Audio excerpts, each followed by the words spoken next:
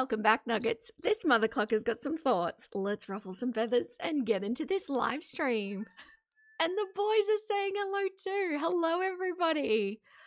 Who have we got in here today? Hello, Darkwick. Thank you so much for coming in and modding. Hello, Truma. Hi, Gwen. Hello, Illiterate Platypus. Welcome in. Hey, Iris. Hi, Rex. Good to see you in here. Hello, Bale. Bok bok. Yep, the boys are active today. Hello, Countess with the powers. Welcome in. Hello, Mad Miss Medic. It's 1 a.m. Can't often watch lives, but you probably fall asleep. That's absolutely okay. Hello, Geek. Welcome in. Hello, Digital Resorts. First time catching a live. Yes, I was about to say I haven't seen your name before. Welcome, welcome. Hopefully you enjoy. Hello, Soft Signal. Have I missed anyone? Hello, Mal. You forgot what time the stream started because it changed the time.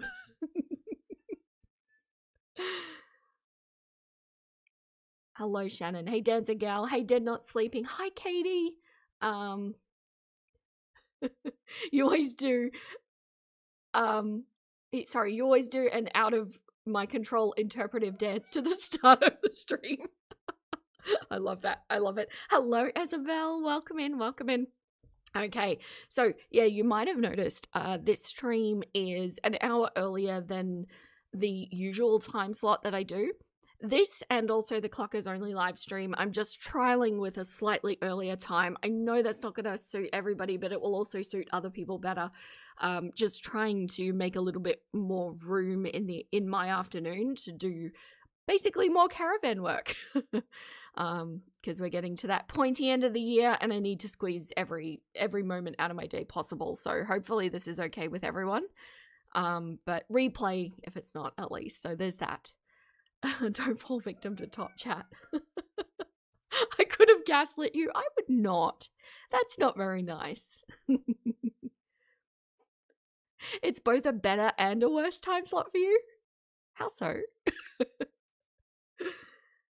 Okay, all right. So, hello, Victoria. So glad you can make a live. Yes, I haven't seen you in here before. Welcome, welcome. Okay, so we have a lot to do today. Yes, we do. I have finally gotten to the Pearadise video that Rachel did. Now, she clearly doesn't know much about this situation, and it's a very serious situation, right? And now, to be fair to Rachel, I will just say this video isn't necessarily a video on Pearadise. It's on Amber platforming Stefan. But considering the gravity that is associated with this particular topic, I personally would have liked to have seen a little bit more information, like to have her a bit more informed. She just clearly doesn't know anything. She hasn't watched the documentary. There was just nothing at all. She looked at a website, basically. So, yeah, let's just keep that in mind. Hello, Creative Mama. Now, this video that she did, let me just get rid of my background for a sec. This video she did 11 days ago, and she left this message I read out on a couple of streams ago, but basically she's saying that the video got demonetized, which is why I needed some time to clean it up and make it YouTube safe, and I will explain what caused that in a second. Demonetized is the incorrect word to use. It wasn't demonetized. That's not what YouTube does. YouTube age restricts. Now, I understand for somebody like Rachel, who is incredibly money focused, this is effectively demonetized, but what happens is when a video is age restricted, it essentially gets shadow banned in a way where it's not going to be shown in searches. It's not going to be shown on the suggestion pages. You're going to get very, very limited ad revenue because only certain places are going to be okay to show ads on age restricted videos. So where she's gotten 19,000 views, this will be largely her subscribers. Nobody else will have been shown this video. And she's probably made like a few dollars on it. So that's essentially what's happening here. But demonetized is absolutely the incorrect word to use. Now, for the non-demonized, yeah, if YouTube's demonizing you, it's the entire channel, not just a video. Yeah, she literally said she didn't watch it. She didn't. And I, considering that she made her entrance into Girl World being exceptionally researched, this is the quality that she is putting out is extraordinarily disappointing. It really is. Now, for the non-creator nuggets out there, I just wanted to explain how easy this would have been, because it's quite telling for Rachel. Being that she has exhibited herself to be so money focused, I would have assumed that she would do anything she can to ensure that she's getting the money, right? Does that not make sense? But she hasn't. What she said here was, the video got demonetized before I even posted it. So she had it sitting either scheduled to go public or it was in an unlisted state. And what YouTube actually offers that functionality to creators, because YouTube is not making good amounts of money off this video either. So YouTube wants to make money. YouTube wants you to make money, and they give you the opportunity either within their system, which is dodgy, to be perfectly honest. And so sorry, I just got distracted. KRH Rights, thank you so much for becoming a Clucker. Welcome. I appreciate you. Welcome to the coop. Hello, girl, please. You're early today. I'm early today. Yeah, so YouTube puts in this functionality, right, where you can edit it and fix it up. You can pull it, you can edit it yourself and re-upload it, but you can literally opt to leave something in an unlisted state while it does all of its checks to ensure that it's going to be safe for the platform. She should know this. She's been on this platform for long enough to be able to observe what happens. Now, the thing that got her after I went through all of it is that she had some words on the screen that are not acceptable for the platform. AI can read, and when it was doing its checks, it picked up on some words from some screenshots that she had, which are basically PDF related, and she didn't censor those. Now, I timed myself, not including all of the time that I needed to actually watch the video to check that there was nothing else. The actual edits that I did was about 5 minutes work. She could have gotten this video fully monetized for a tiny amount of work, and she would have known where to go. I didn't know where to go. I was scanning it for what was wrong. So not only is Rachel incredibly money focused, but she's also apparently incredibly lazy, or apparently incredibly egotistical. We were having this conversation on the Discord, where she is either valuing not being able to admit she was wrong, or not wanting to do extra effort more than she wants the money. Isn't that interesting? Super interesting. But keep all of that information in mind, because she's about to basically rail on Amber for being completely ignorant. And yeah, keep this. Yes. Keep this in mind. Anyway, so I edited the video and I have a nice safe version. I believe I got everything. Look, to be honest, I was really scanning this for keywords. So I've kind of watched this video. I kind of haven't, in a way. Hello, King. You're not late. Not at all. Hello. Yes, I'm an hour earlier. I am. This is going to be a new time slot for a while. So yeah. Hello, Devil Lovecraft. Rachel annoys the ever-loving cluck out of me. She went from being semi-passable font of information to making videos that just insult Hamby. Yeah, pretty much.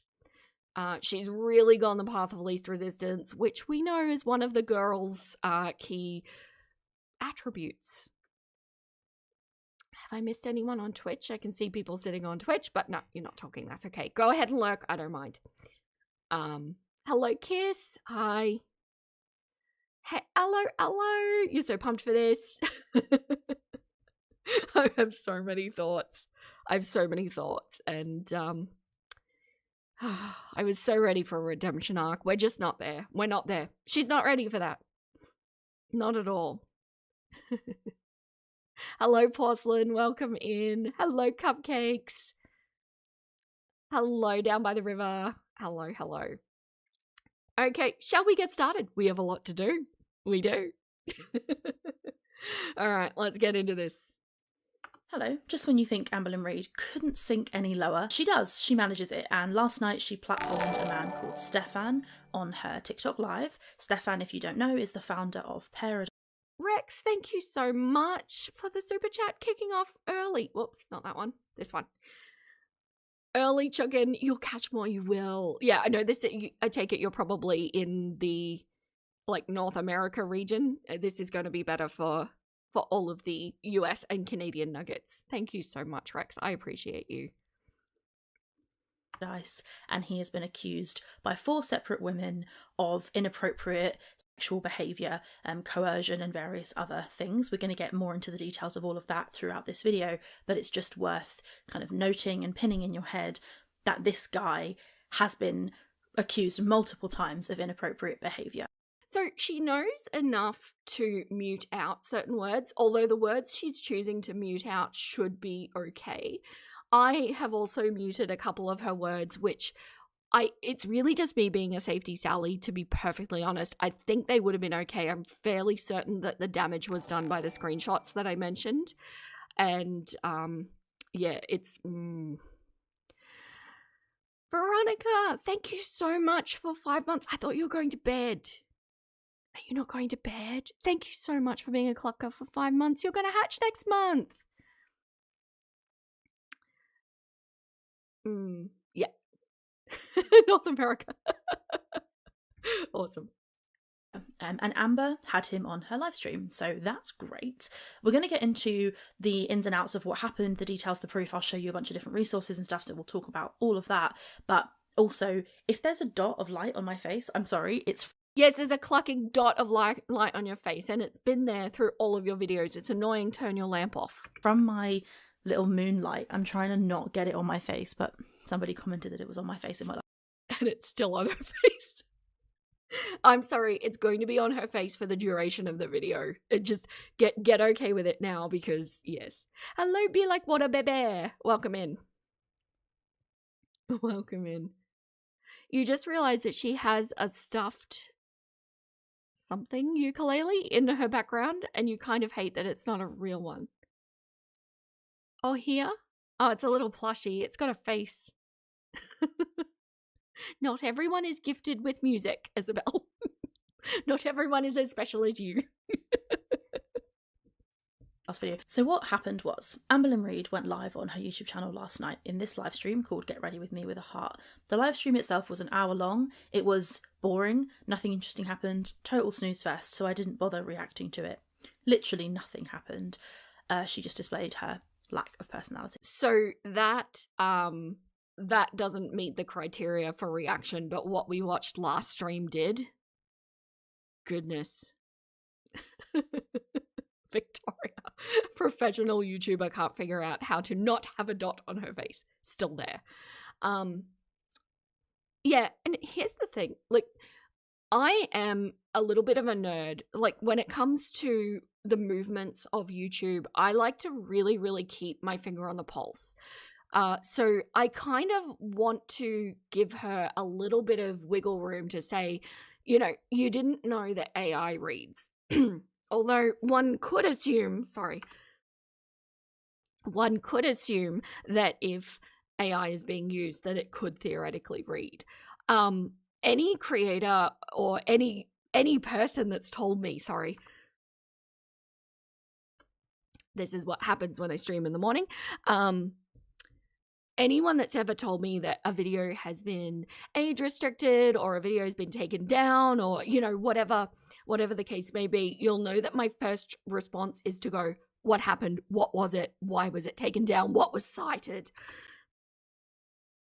Oh, I need my voice tea. My goodness, I'm so sorry. I don't like to be mucusy for the stream. I know it's annoying to listen to. So, like, so that I can observe what YouTube is doing, because YouTube has a whole bunch of rules that they don't enforce, which means they're kind of more like guidelines, right? But YouTube has also exhibited that it can have rules in place that they're not enforcing, but then all of a sudden they will enforce it. Like, for example, when a lawsuit comes up. So I like to keep my finger on the pulse to know what rules YouTube is going to start enforcing, because it doesn't just inform on how I do my future videos, but it's going to inform on whether I need to edit my past videos. And Rachel hasn't done this. I don't know how much pressure I want to put on her that it's her job to know this, because I feel like anybody who's taking their YouTube channel seriously should make it their business. But like, YouTube regularly releases changes to terms and conditions, and we as creators have to accept them. They do a nice little summary that's very easy to read of the changes, so it's not like you need to troll through pages of terms and conditions. But she hasn't been reading them. That's yeah. You were 10 minutes late, apologized, and then was told to go to the corner. Who told you to go to the corner? Do I need to talk to somebody for you? Oh, girl, please. Are you sending people to the corner in my stream? Shame.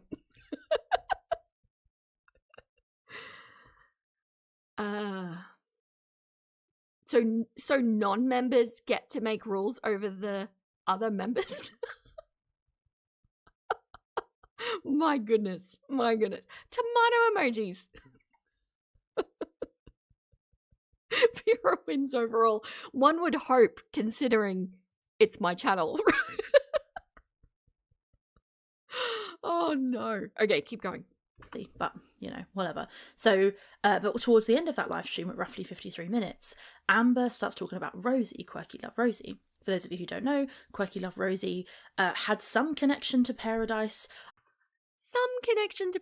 Sorry, I was just catching this. We're playing Vera Frostina as a silly nugget. Yeah, that's okay. I know when I see certain usernames involved in shenanigans that I can safely assume it's going to be nonsense. In the best possible way. And it's just silliness. Yeah. I'm not concerned with anybody that's in here at the moment. If I can declare a rule, I declare tuna on Tuesdays. Oh, the chickens will love that. Yes. Okay, so Rachel, oh my gosh, that's a screenshot. Rachel doesn't know. She doesn't even know that Roz has a connection with Stefan and what it is. She doesn't even know that. Derailed. I know. We're 20 minutes in and I'm derailed. So, look, I don't expect her, because she's not officially covering Roz yet, I don't expect her to necessarily know all of the law.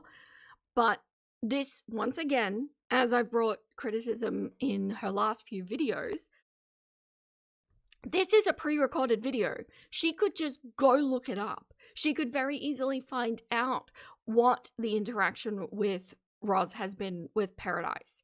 It's everywhere. Pick a creator, you will find it, you know? I don't love the lack of effort going on here. It's contrary to what she normally does. It's contrary to what she said that she wants to do to improve her channel. And this is just like pure work, less work for as much money as possible. That's what we're looking at, is my point. I don't know for sure if she went or to what extent she was involved with it, but she's been involved in the kind of plus size internet community for a long time, and so I think she's aware of Pearadise, certainly. And that kind of memed viral-ish Girl World viral clip of her saying, "They don't tell you the price that you pay," was used in the Pearadise documentary trailer. So she certainly had some. That's all she's done. Watch that trailer. That's it. Connection. Anyway, the point is, Amber went live, and during this live stream towards the end, she mentions Rosie, and she tries to kind of call out the fact that somebody who Rosie knows is supposedly talking to Amber or is not being loyal, which is quite ironic when you think about how Amber's people have been. I mean, there isn't one person Amber's known who hasn't spoken to a reaction channel, apart from Jade and Crystal. But there isn't one, except these two. Is Rachel dipping her toe in Florida water? She says she's going to. She hasn't officially yet. Everyone gets corner time, and yet no one gets corner time. Nobody puts King in the corner. Hello, Bootcat. Welcome in. The dot. I know, Iris. I'm with you. It's all I can look at. You better believe when I'm watching this video, I am just looking at that dot. I can't not. Like, just get rid of it. It's one of those cheap, like, lasery lamp light things. Just get rid of it. It's not adding anything to your ambience. It's annoying. There isn't one, there's two. Hello, Atlas. Welcome in. Completely unrelated, but the Sarah J. Maas books in the back. Oh, you're recognizing them. Okay, yeah. Solidify your opinion on her about how she may view abuse and serious SA. If you like SJM, cool, but it's just not for me when her glorified written corn are classed as young adult. Really? Ew. I don't know anything about this author at all.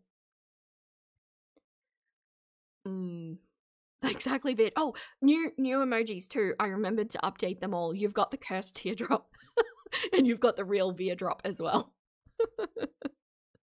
It is. Just turn the light off. It's an easy fix. Yeah.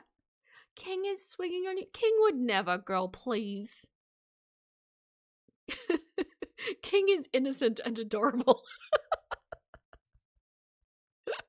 And never does anything naughty. Oh. What's SJM? The author that's behind her, one of these books. I'm not sure which one. It's blurry. I can only see Stephen King. So, yeah. She's said that she's into things before, so yeah. I mean, it is what it is. Hello, Lucy. Welcome in. You just found my channel. Greetings from Argentina. Greetings from Australia. You love this community. Oh, it's a really good group. I can't take credit for it. It's been a cumulative effort to build such a great space. You know, they've been talking, right? Amber is nothing if not a hypocrite. So let's watch this little bit where she talks about Rosie, and then we'll get into the kind of Stefan Pearadise stuff as we move through. So over to you, Amber. Can I be honest about something? Sure you can. Can I be honest about something? Listen. I'm all ears.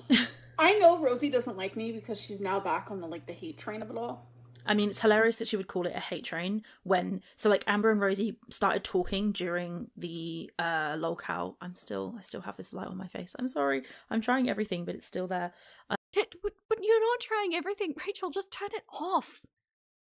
Just like, okay, you get the nice little blue lighting in the background. That's all you need. Just like turn off the green laser light. Anyway, we'll get rid of it for the next video. Sorry if it's annoying you. But Amber and Rosie were speaking during the lolcow era that Amber was in. Pre-recorded video. Could just pause the recording, go to the electrical socket, turn it off, unplug, done.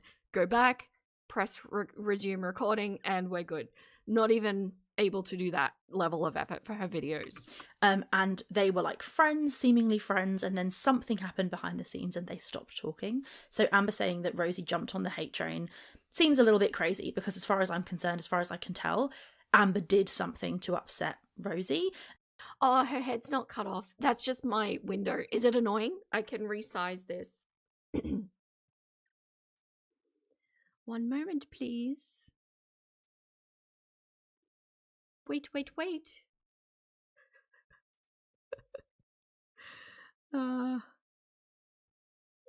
Where can you see to? There we go. Is that better? I think that looks better. Okay. And as far as I know, it was allowing the material that was put in her Discord to stay up. But we're going to get to all of that. Let's just let Amber speak a little bit more. But calling it hate train, she's always done that, right? The only train in this situation is the absolute train wreck of her life. No, you roasting Rachel when it's Vera. Yeah, I take that one. I fully take that. It's just the way I've got my OBS set up. I set it up officially for YouTube videos, but because I had to edit this one, it's a rendered video. So yeah, it just crops it a little bit at the top. Because I do not need to make my setup more complex. Heifer, please, you made it live. You did. Welcome in. Hello, Pammy Poodle. Hello, toxic girl will train. But I'm a member of hers. Hi, Rosie. I'm a member. She's so smug. I like her content. I like it. It's comforting to me. I hate that she doesn't like me because, like, there's some stuff she needs to know. Well, she hates that Rosie doesn't like her because she's a narcissist and she thinks that everybody should like her. But yeah, this is where Amber starts saying that there's some stuff Rosie needs to know.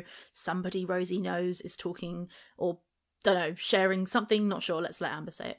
Maybe, Rosie, I cannot find you on Instagram, but there is something you need to know because someone in your life is deceiving you. And I want you to know that. And I have proof. And that's all I want to say. If I were Roz, I would not be taking that bait. That I don't believe that at all. This is a ploy. Amber is desperately trying to be relevant again, and she can see that Roz is the most relevant right now. And yeah. Why would you bring this hate speech into my chat? What is going on? Rude.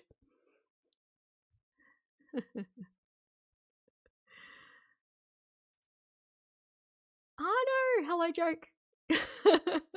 I've changed the time. No, you're not late. You're not late. I've moved my live 1 hour earlier. So it's not you, it's me. That's all I'm gonna say. But I have tried to find you on Instagram and I can't because I wanted to tell you because you deserve to know. But I like you. I don't have an issue with you. Like, so once again, she's I know she's saying that she knows this information about Rosie and she doesn't want to make Rosie feel bad and she's just trying to share it because she thinks she deserves to know. That's not what's happening here. Amber is quite clearly loving the fact that she reckons she has this knowledge about Rosie and she's trying to hold it over Rosie's head and make Rosie look bad and use it as a reason to make herself look like she's somehow super knowledgeable and has all of this behind the scenes information. This has got nothing to do with telling Rosie the truth. So, like, we go through the same type of deals, okay? And that's the way that I look at it from. Like, I don't believe anything that anyone says about you because I know, like, because I'm in the same shoes. And I just wish that you would, like, pay me the same respect. Like, That's No, ma'am. Yes. It's just, right? We heard what she said, Rachel. Oh my god. Just like fully repeating what Amber said as though we need this kind of translation, as though we don't all have ears. You adore veggie nuggets. They're so tasty. Mr. Chukin just made an absolutely amazing veggie butter chicken. Having that for dinner tonight. It's so tasty. No chickens harmed in the experience. Rachel loves getting the chance to state the obvious. She really does. And do you know what? It's given me a complex. Rachel stating the obvious. Because I will talk about, things that I know would be common sense for a great deal of the population. But I also know that I have a lot of nuggets following me who also struggle with arrested development or various neurodivergent things. And so it may not be common sense to everyone, which is not a shot. It's just it wouldn't have been common sense to me either back in the day. And so, like, on my last Eugenia video that I just released, I talked about that Eugenia didn't know the difference between standing up for yourself and being mean to somebody. And I thought to myself in the middle of that recording going, oh no, I won't go into it because that seems obvious. I think people get it. And then I get comments saying that there are still people struggling, which I totally get, because at that age I would have as well. And it's something that I had to learn as an adult, even though it is, I think, something that a parent should teach you. That's not necessarily always the way it goes. So now I'm like, why didn't I explain it? But it's because Rachel states the obvious, and it's gotten into my head. I should just do it for everybody. So funny. I mean, Amber's trying to say here that she and Rosie are similar or the same, and they're in the same boat, and I think she's referring to the way that they are covered by Girl World. And I think that they are similar. I've been watching a bit more about Rosie's history and past. There's certainly more similarities between Rosie and Amber than just how they look and the fact that they've fallen into the same communities. But we'll get further into Rosie stuff, I think, later. I mean, some similarities, yes, but also no. I think on the surface there's similarities, but then when you start getting into it, you're like, oh no, this is quite different. Not in this video, but just like generally. But Amber's saying here that Rosie needs to pay her respect because they've been through the same experiences. I think that's crazy because I don't know exactly all of Rosie's controversies. Which means you need to stop talking because what you're about to say is very, very ignorant. But Amber's controversies are surely significantly heavier and worse than one would think, and yet Rosie's. I mean, Amber's done absolutely heinous stuff on the internet, so suggesting that Rosie should pay Amber some kind of respect because they're in the same shoes. No. Amber is in a league of her own when it comes to the shoes that she's in, or not in. Oh, my sweet summer child. Okay, so I have to admit, before I started covering Roz, I may have had the same idea where it's like, surely nobody can be worse than Amber. Surely. And then you just start to peel back the layers of what's going on, and it's horrifying. No, Amber looks really tame compared to Roz. Roz is genuinely dangerous to people, like a large amount of people around her. She's sinister, she's calculated, and she does not have any boundaries. Whereas, I can't believe I'm saying this, Amber does actually have boundaries. Amber comes off as a class act next to Roz.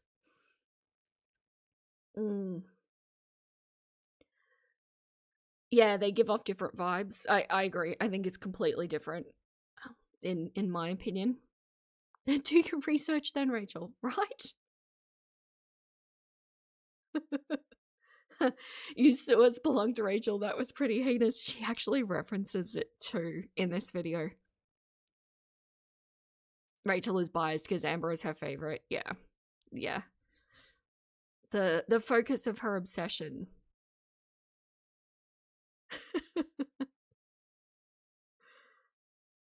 Everyone who is attention seeking can be terrible. Yeah, Roz is way more dangerous. I agree with you. I feel like Amber has the ability to be very dangerous to people who are in her immediate presence, you know, like partners and things like that. But Roz has the kind of chaotic energy that it will just spread out to people who are not even IRL, you know. It's the stories that she tells. It's horrible, horrible stuff. And like, when you think about the minor issues, as in underage issues that Amber had, well, Roz has them too. Both of them have been just as heinous in that regard. And I believe we're watching an abusive relationship play out before our eyes now. So it's not even like Roz is better to partners. Roz literally just came on a vertical stream to tell people she did a pregnancy test but swear she's a PG channel too and safe for kids. May that woman never have children. I know that sounds really harsh, but like, no. It's not, it won't be a good thing.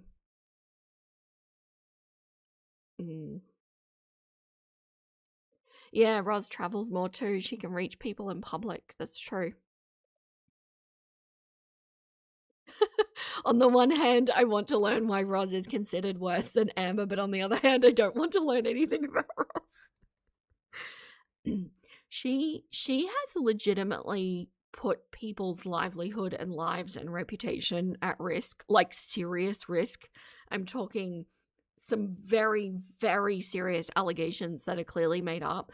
I think the biggest issue with Roz is she has no ability to be able to see a situation and acknowledge that she made a mistake in that situation or has some regret in the situation. And what she does, instead of going, yeah, okay, that was on me, I'm just not going to do that again, she will make up the most heinous stories and then say them publicly, like accusing people of grooming, accusing people of inappropriate minor stuff, you know, where I'm going with that. Horrible things that can affect people's lives and potentially put them in jail if she was able to get any traction. It's really bad. Really, really bad. And she has no, like, there's no, not regret, like feeling bad for that situation. She's almost sociopathic in that way. I don't want to, you know, diagnose her as that, but yeah, it's not good. Hello, Mel's. Same. Roz fascinates me, how she can turn every simple thing that happens into trauma. Her use of inflammatory language is dangerous. I agree. And she also co-opts other people's stories and applies them to herself, and yeah, it's a whole thing. Yeah. Remorse. Thank you, Amanda. Remorse is the word I was looking for. I swear I'm not this dumb in my real life. This is just a live stream thing. They don't fit her feet, as the case may be. This comparison between Amber and Rosie is interesting in some ways, but I don't think it's fair for Amber to say that Rosie needs to respect Amber because they've had the same experience, when, no, Amber is her... Kiss, yes. Amber, this is a really good summation. Amber is selfish and will do whatever for food and money. And, well, I'll also add control to people around her as well, but only immediately around her. Everyone around her is collateral damage, but I think Roz enjoys being a menace to society. Yes, Roz enjoys hurting people. Roz enjoys having power over people. Heifer, please. Thank you so much. That's so generous of you. I appreciate you. Rachel is just sounding like a scorned ex. Doesn't she ever? She really does. I can't not hear that perspective as well. Like, she has to react to Amber because she's upset that Emily chose Amber and not her. Mentioning weight gain seems like a call for E to come back to her. Yeah, I agree with you. I really do. I feel like, given everything that happened, it's just so difficult to not have that lens over it. And the fact that she really hasn't given us any closure because she hasn't taken accountability for anything. And the apology video was actually a blame video. So until that happens, it feels like unfinished business. So therefore, we see it as a scorned ex, right? But yeah, thank you so much. Thank you. Horrendous. And I think, from what I've seen so far, worse than Rosie. Comment down below and let me know if you know a lot about Rosie. What are your thoughts? Is she worse? I have some thoughts, Rachel, but I'm not going to comment. No. But I'm pretty sure Amber's worse. And also, I don't think that anyone owes Amber, like, just immediate respect because they've had similar experiences. That's just not... I don't think that that's true. She's just, like... Rachel is an assumption engine, isn't she? Which, considering that she's a philosophy graduate, that is quite concerning. She just makes up these pictures in her head and then delivers them as fact without doing any sort of credible research at all. This stuff is everywhere. There are so many creators covering it. Surely she can find one that she can tolerate, because I know that quote Charlie Gold a twat, and I'm sure that I'm not exactly on the popular list, but like, there are people she could go watch to educate herself on this topic if she's going to do a video on it. I'm a member. I enjoy your content. I am so happy for you that you found love. I can tell that you guys love each other so much, and I think it's adorable. I mean, the idea that Remy and Rosie's boyfriend, by the way, have found love. No, like if you watch the way they speak to each other and the way they interact, it's so awkward and cringe, and Rosie is so horrible to him and so controlling. But we'll get into that in later videos, as I keep saying. But yeah. Yay, can't wait. I don't know, she's just like, I'm so happy that you found love, because she wants somebody to say that about her, because Amber thinks that she's found love. You know, alas. Adorable, personally. I am living. And you know what, just to continue my thought, you know, we're all essentially speculating here, right? None of us are in the room with any of these people. None of us know for sure.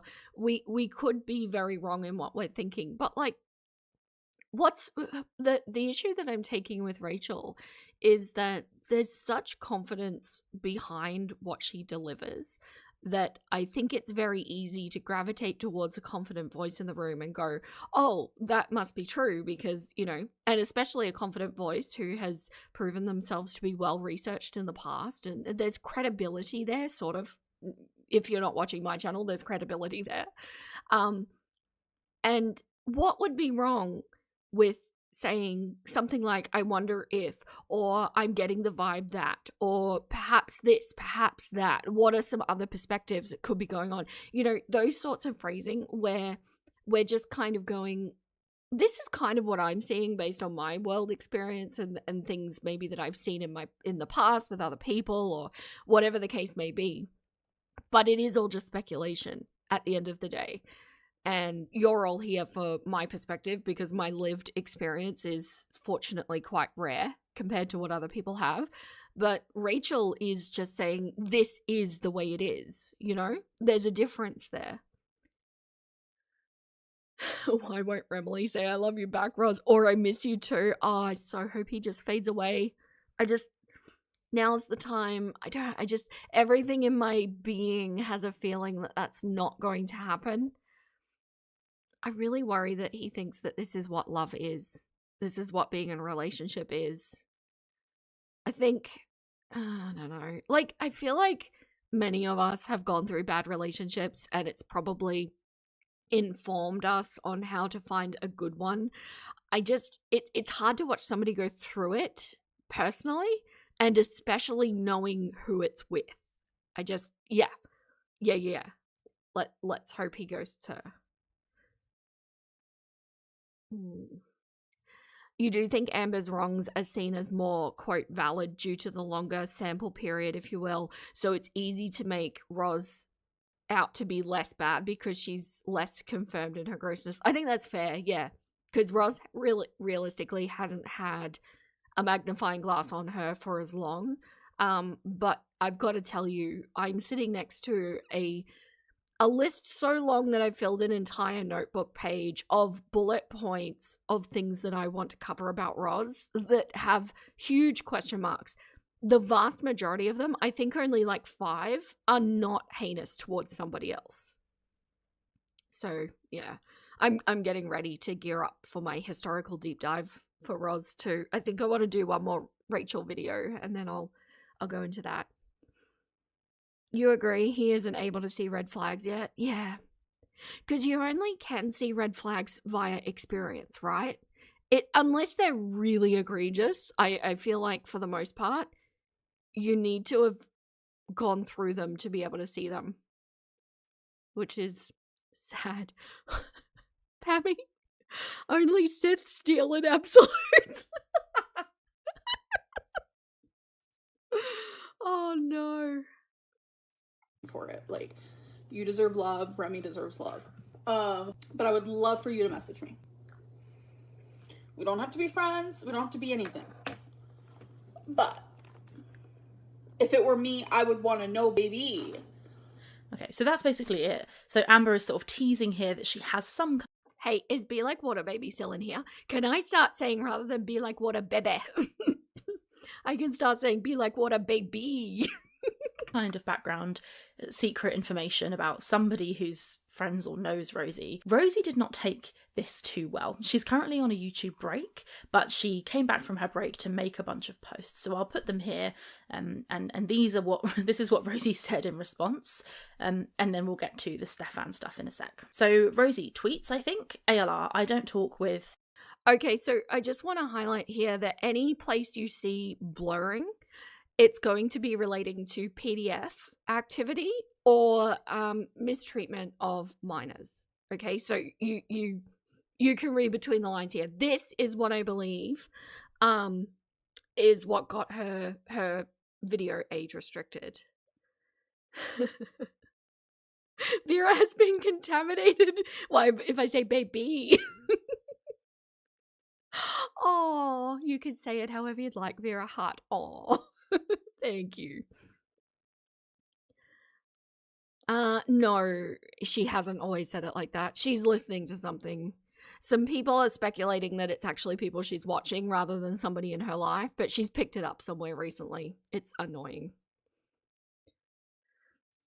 PDF sympathizers, the manipulation of saying hate train and never addressing the harm to mark. So what Rosie's saying there, I think, is the reason that she stopped speaking to Amber was because Amber allowed this material that had been posted on her Discord to stay, and she didn't prioritize deleting it as a matter of urgency. And I think Rosie's grievance with Amber, I know that the conversation is important here, but all I'm seeing is this dot is now hovering around her mouth and it looks like she's trying to eat it. Is that, which is valid.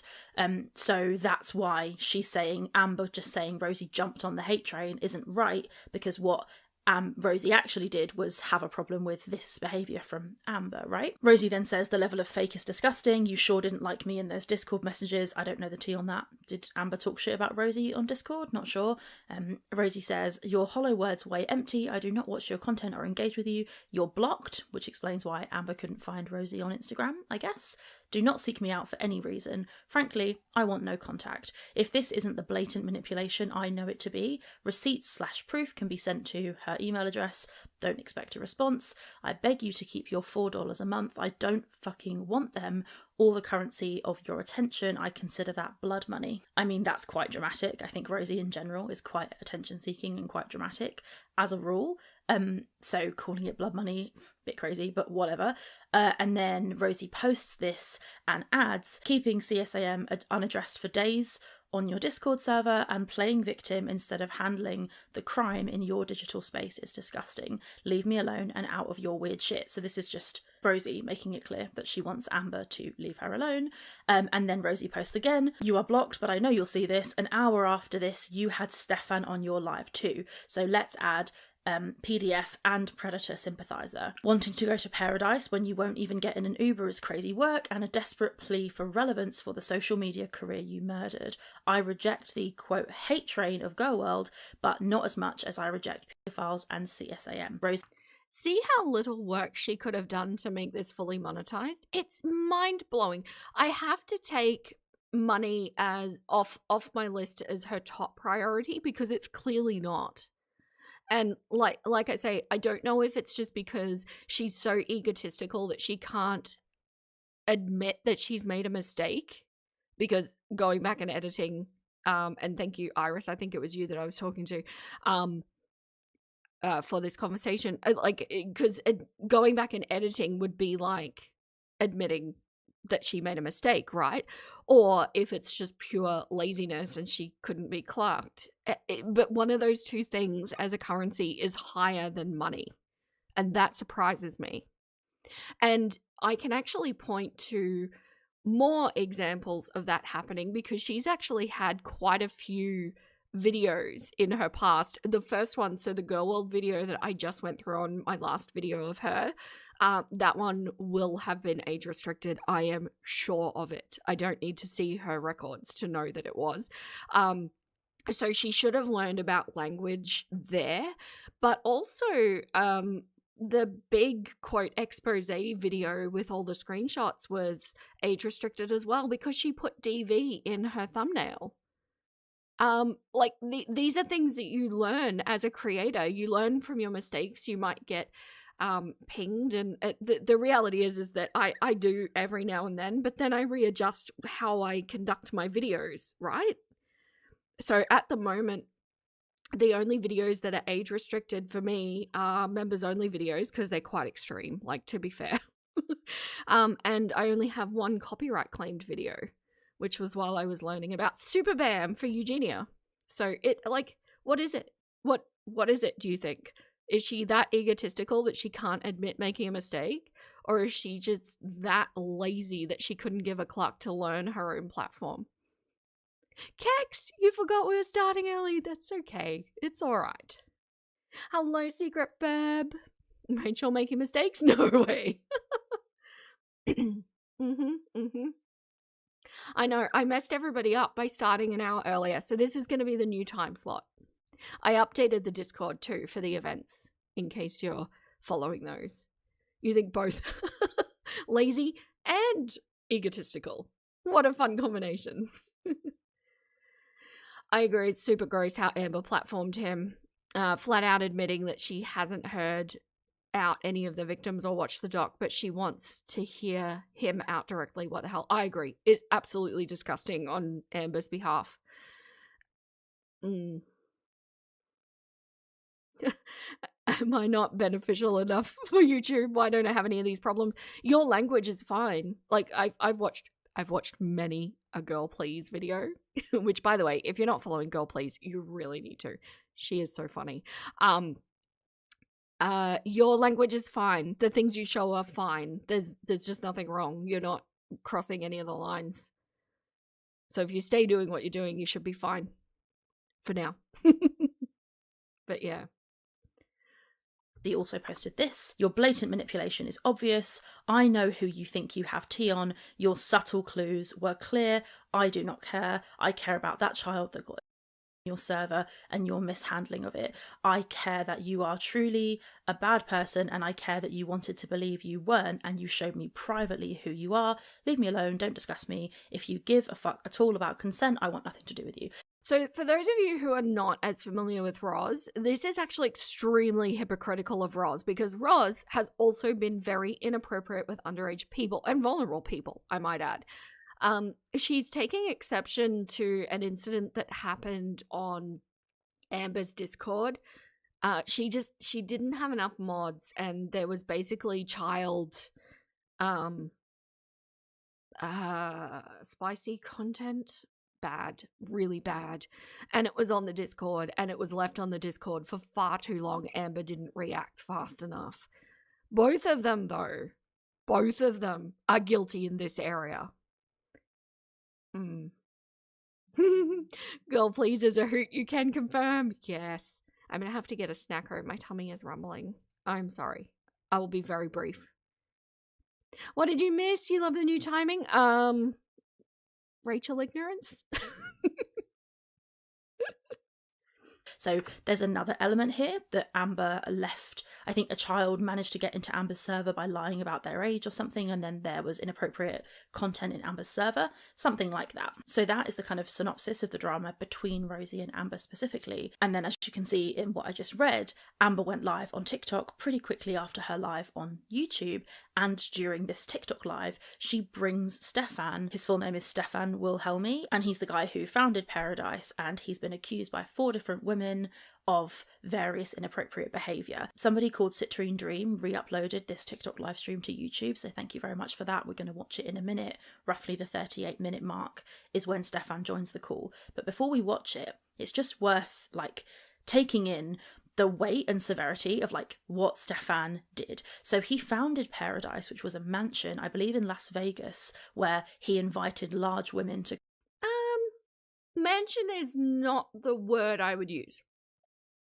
It's large. It's a large house. It's not a mansion. Come and spend time. There's clips of them playing in the pool, doing TikTok videos together and stuff. If you go on Stefan's website, he has this whole section where he's trying to refute the claims that were made in the legal documentation by showing alternate videos of people who were having fun at Pearadise, which is crazy because even in a house where people are sometimes having fun, there can still compound. It is absolutely giving cult. It really is. There are so many overlaps with a cult of what Stefan has done here. But do you know what? Here's the thing. I don't know if Rachel realizes how much of a sensitive situation this is. I am planning a public video on Stefan. I have sat down to make it a good 4 or 5 times. It is overwhelming. It is so dark and so deep. It's a very intimidating topic to approach, and I just every time I've got to sit down to do it, I'm like, I just can't manage this right now. And so I move on to something that I find enjoyable. Enjoyable is probably the wrong word, but stimulating in some way. Yeah, but I don't think Rachel realizes the gravity of all of this. Hello, Gigi's Genie. Been a while since you got alive. I'm so glad you did.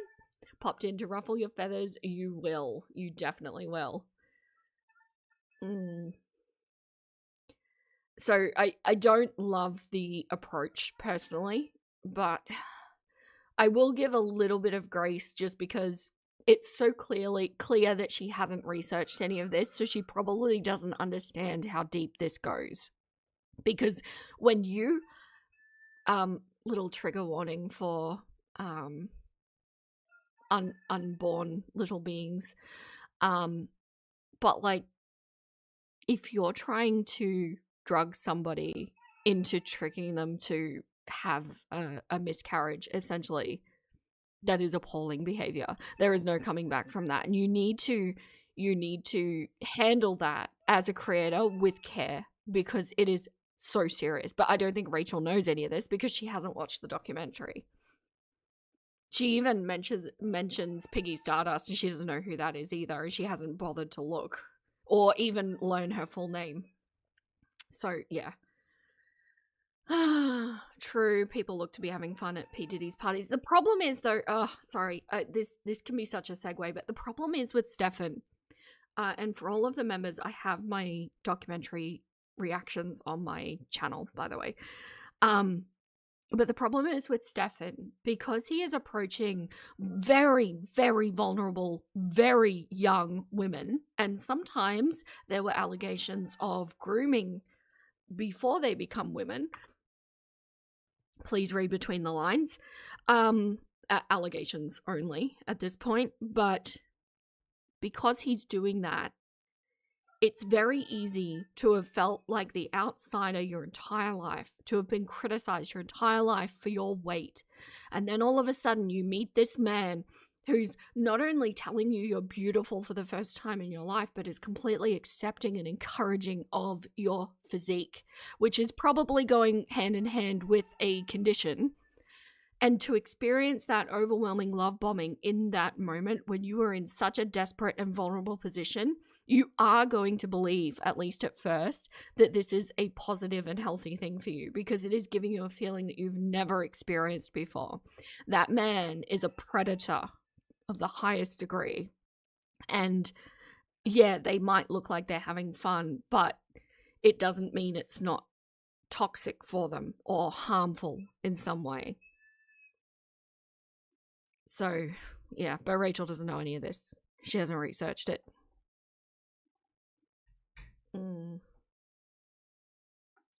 What happened to her well-researched and informed videos? This is just lazy. I agree. I guess she's gone the path of least resistance, so she's trying to maximize the amount of money for the least amount of work, because I'll be perfectly honest with you, those sorts of well-researched and informed videos are a lot of work, and they take hours of editing, and nobody does that for the love, right? That was a Rachel quote, in case anyone missed it. Yeah.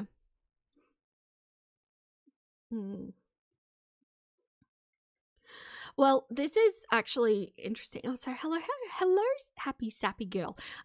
Welcome in.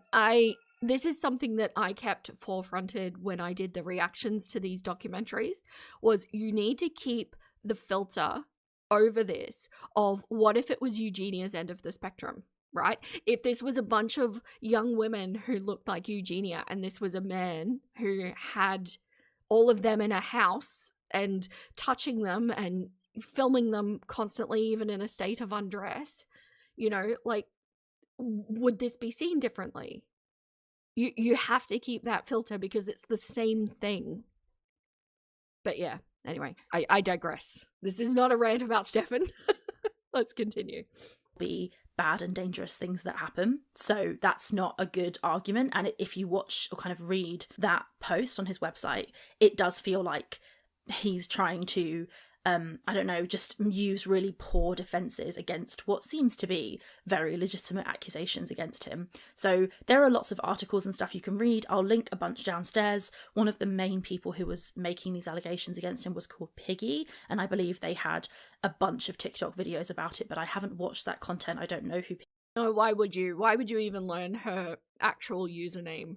It's Piggy Stardust she's talking about. Piggy is, so there are elements of this that I don't have information on, but from the articles that I've read and the Pearadise documentary, Stefan was absolutely accused of these things by multiple different women. These were women who came to this house to be loved and adored and appreciated and feel safe, and that's not the experience that they claim to have had. A quote directly from the attorney who represented these victims said this: "Our clients described a scene of manipulation, victimization, coercion, and sexual assault." That's a direct quote from the attorney Mike Rosander, and he represented these people, and he said this to Fox News in a statement. So all we kind of need to that was the defamation lawsuit, and the the victims won it. Yeah. So she read an AI overview. Yeah, I think that's kind of the extent of it. Oh no, don't apologize at all. I hadn't said it in this live. It's a heavy conversation. Those videos are to be watched with care, but members do have access to them. If you wanna watch, you can. I'm sorry they're behind a paywall. It's the whole copyright issue, even though it's fair use. Do I think she's using ChatGPT for her videos? Actually, I'm going to say no, because I feel like they would be better researched if she were. Like, she's just doing a raw reaction. There's not much to this. No problem, Benita. I hope you're feeling better. Definitely go look after yourself. Know, as Girl World consumers and people who watch the stuff, is this man was accused by more than one person, even if it's just one, it's still valid, but more than one person, of inappropriate behaviour and related behaviour, touching them and such. Some of the accusations were he touched her stomach, and he tried to get people to eat food when they didn't, more food than they wanted or something, and he created this coercive atmosphere. That's the accusations of the women. The fact that Amber would platform honestly, that list is not even talking about the more extreme things. There are some things that he did, that he's been accused of doing, that are just insanely dark, like true crime level dark. Horrible things. And and then calling them like, oh no, I'm not gonna get into it. If you want to go watch the documentaries, it's informative, to say the least. This man is absolutely fucked. She's basically taken this man who's been accused of this stuff and put him on her TikTok, and they have this chat, and we're all supposed to act like it's just fine and normal that she's doing this. Hell fucking no. It's alright, Vera, she covered it by saying, or something. Yes, that encompasses the myriad of horrible things that this man has done to women who are essentially in his care at that point. You'll see that Darkwick has been waiting for this video for like 2 weeks. I appreciate your patience. What I was going to say, I'm just trying to work out how to say it safely for YouTube. For anyone who doesn't know, a little trigger warning for SAE descriptions here. If you need to mute, we can tell you when it's over. So this man was, without the woman knowing, inserting spermicides into areas without her knowing until it was happening, and then calling it a kitty treat. Like, and then what? Essentially, other things happened after that. It's just disgusting. absolutely disgusting content. Yeah, Mal. Oh no, you can't put your trigger warning list on here. It's the trigger warning list is not safe for YouTube. You can't. It's over now. Would somebody mind saying trigger warning over in the chat, please? I'd be so grateful. Yeah, absolutely disgusting. Yeah. You forgot about that? Yes, and after that she said she had to go to the hospital because she was allergic to it. Thank you so much, Mal. I appreciate you. So yeah, it's just this is so much darker. Rachel has no idea. I wish she had just watched the documentary. And like, by the way, I'm not even saying that she needs to invest hours and hours and hours into research for this. They were 3 40-minute episodes. It totals 2 hours worth of viewing. You can watch it on double time if you want and only take an hour and you would have gotten everything you needed. Raining in the desert, the trigger warning list is a trigger warning. Yes. It is. Yeah. It's just devastating. It really is. And this is why I go to do it and I kind of just feel my energy being sapped just sitting there getting ready to do it, and that's why I haven't done it yet. So I do apologize if anyone's listening to it, but it's just rough. It's really rough. So also put that into context, because I am slamming Rachel here a bit, but also put all of this into context with the fact that Amber is platforming this man. And Roz platformed this man. So where Roz gets on her high horse, I have no idea, because she did exactly the same thing. Disgusting. So we're going to watch the live stream. We'll watch it from the moment that he pops in. Thanks again to Citrine Dream for uploading the TikTok. And we're going to watch it and just see how they talk to each other, and they talk about various topics, so it's worth addressing. But the underlying kind of point that we need to like focus on and kind of... Yeah, you could expect some research, like, come on, Rachel. I agree. Even if she said, look, life has been a little bit busy now. I'm gearing up towards doing this, so I am going to do the research. But for right now, here's what I know. Even that would have been more acceptable, because at least that is casting some doubt on the viewer to be able to go, okay, so she's not informed right now. She will be. That's all good, right? And but instead, she delivers just these factual-based things. Watching the documentary before commentary requires effort, Vera. Why would anyone do that?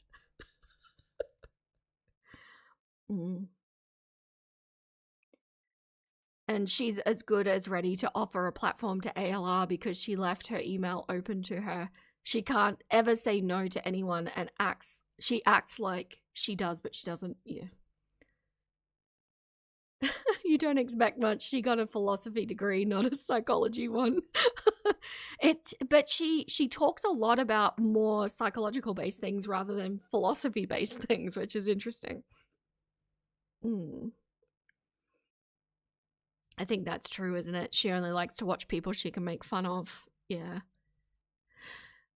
You feel like these kinds of cases need extensive research to be talked about, or else you get this. I wholeheartedly agree with that, Darkwick. I fully see, by the way, why you wanted this covered. Can you believe it, though? Just a handful of words needed blurring, and this would have been fine. Absolutely unbelievable. Kind of grab onto and remember is like, this guy is a scumbag who is definitely... Oh, that's a good point too. Sorry for all the pausing. That is a good point too. You could honestly even respect the documentary is too dark for me, so I'll be using secondhand sources and then actually using secondary sources. I agree. I agree with that. Yeah. Rachel has the same pompous attitude as ALR and you hate it. But yeah, any sort of explanation other than just delivering incomplete facts as complete facts. Just anything. Anything. There's several ways this could have gone. Hello, Sunny! You're not too late. No. Were you streaming The Office? I saw you streaming something in Charlie's Discord. Welcome in. So glad you're here.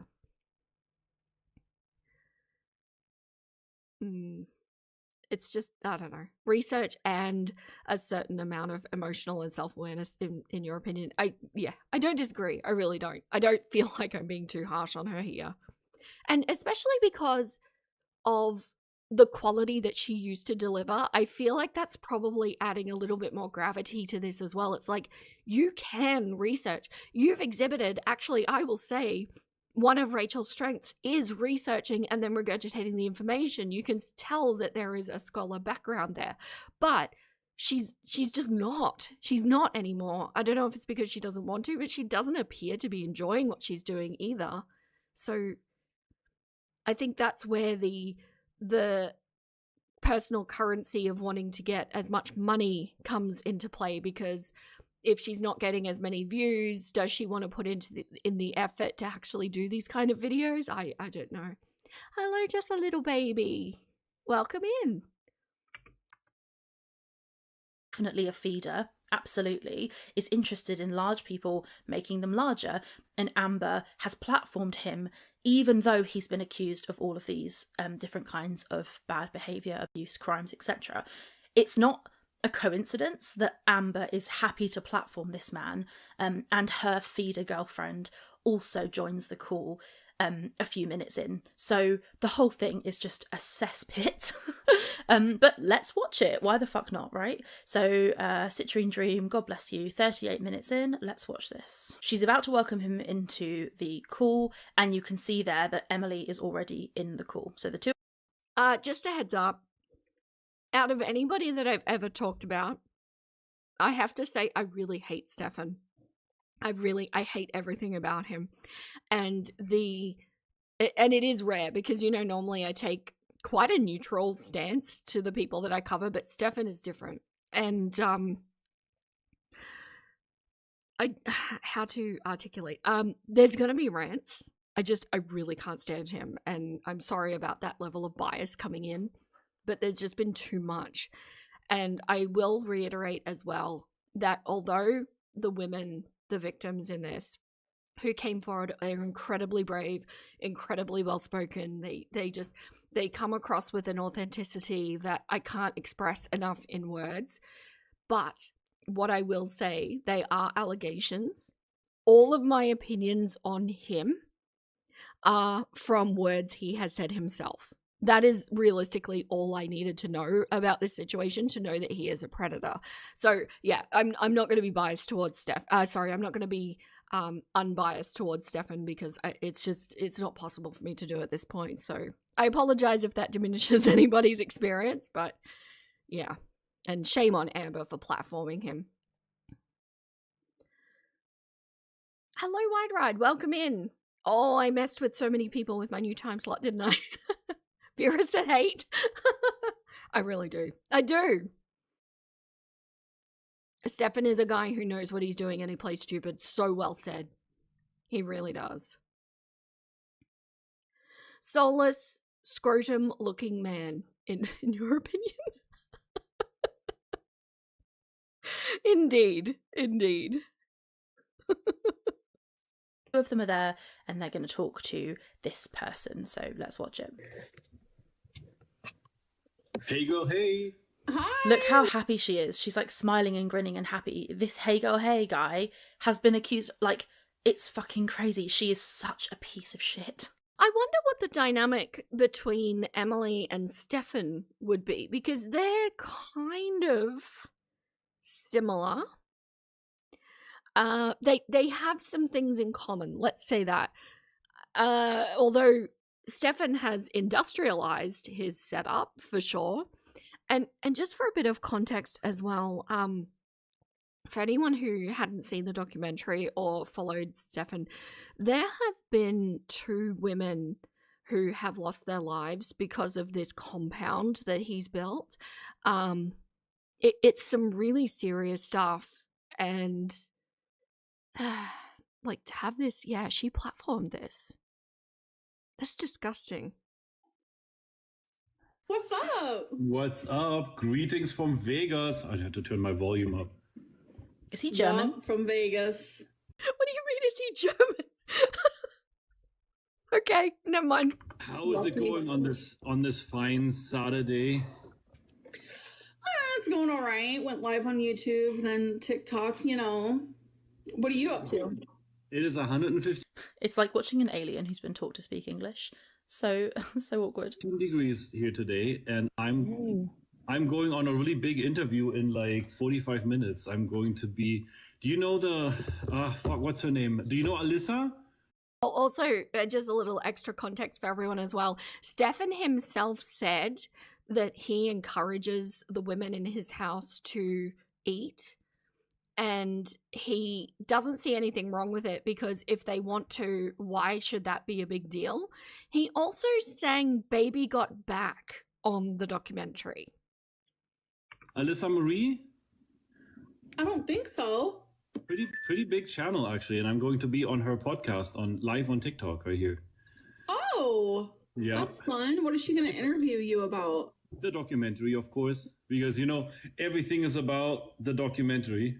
Okay, so this documentary is I think it's called Escape Pearadise documentary. I confess I haven't watched it, but people are interviewing him about his experience on it clearly.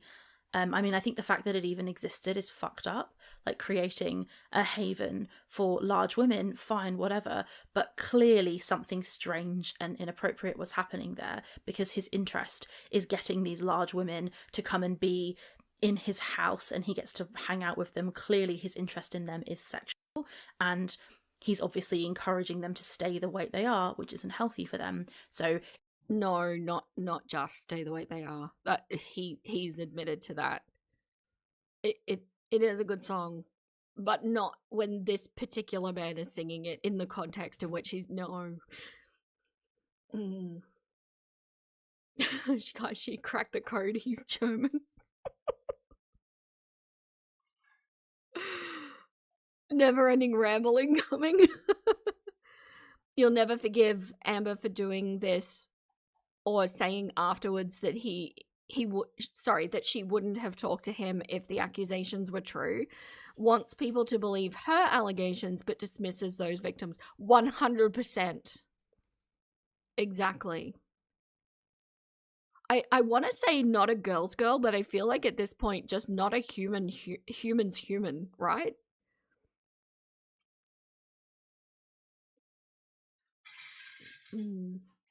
You hate it when people rag of others people's accent and the fact they speak another language and English is not their first. She's so condescending. She is. Yeah.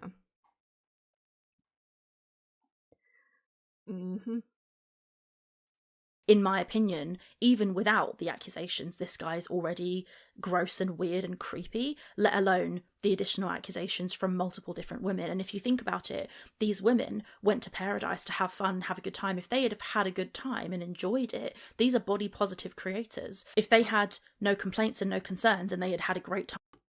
I just want to stop her there. Again, look, this is a layer of ignorance that I don't love because a lot of those women were not just going there for a good time. Some of those women went there because they literally had no other option, like literally homelessness or this place.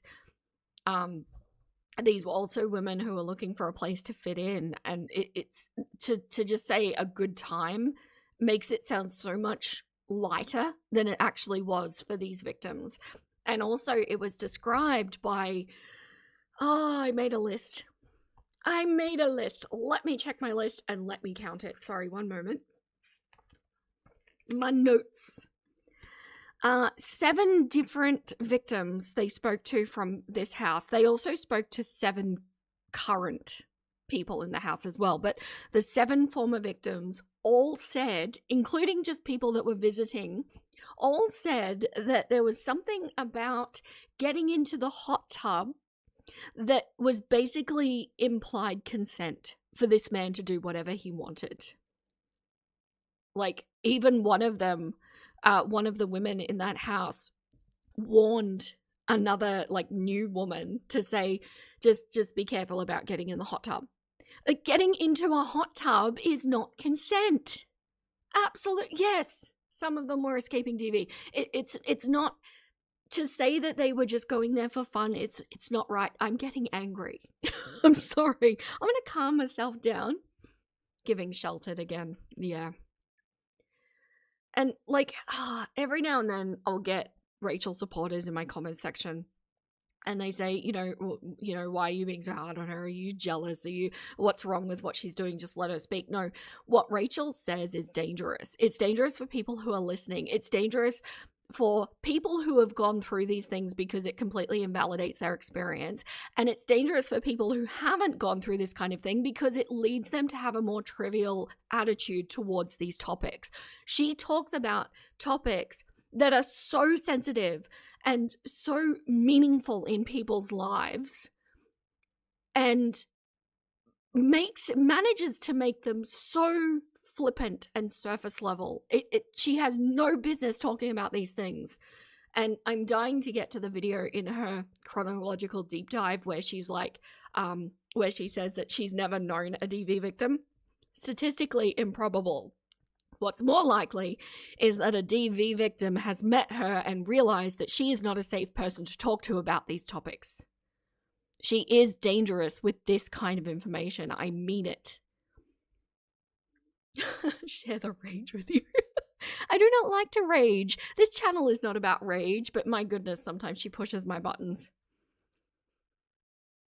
Amber Lynn cannot shut the clock up about her parents choosing rugs over her as a child, but no issues chopping it up with a man that has twins and refused to see and care for them because of his mental health. Yes, the children.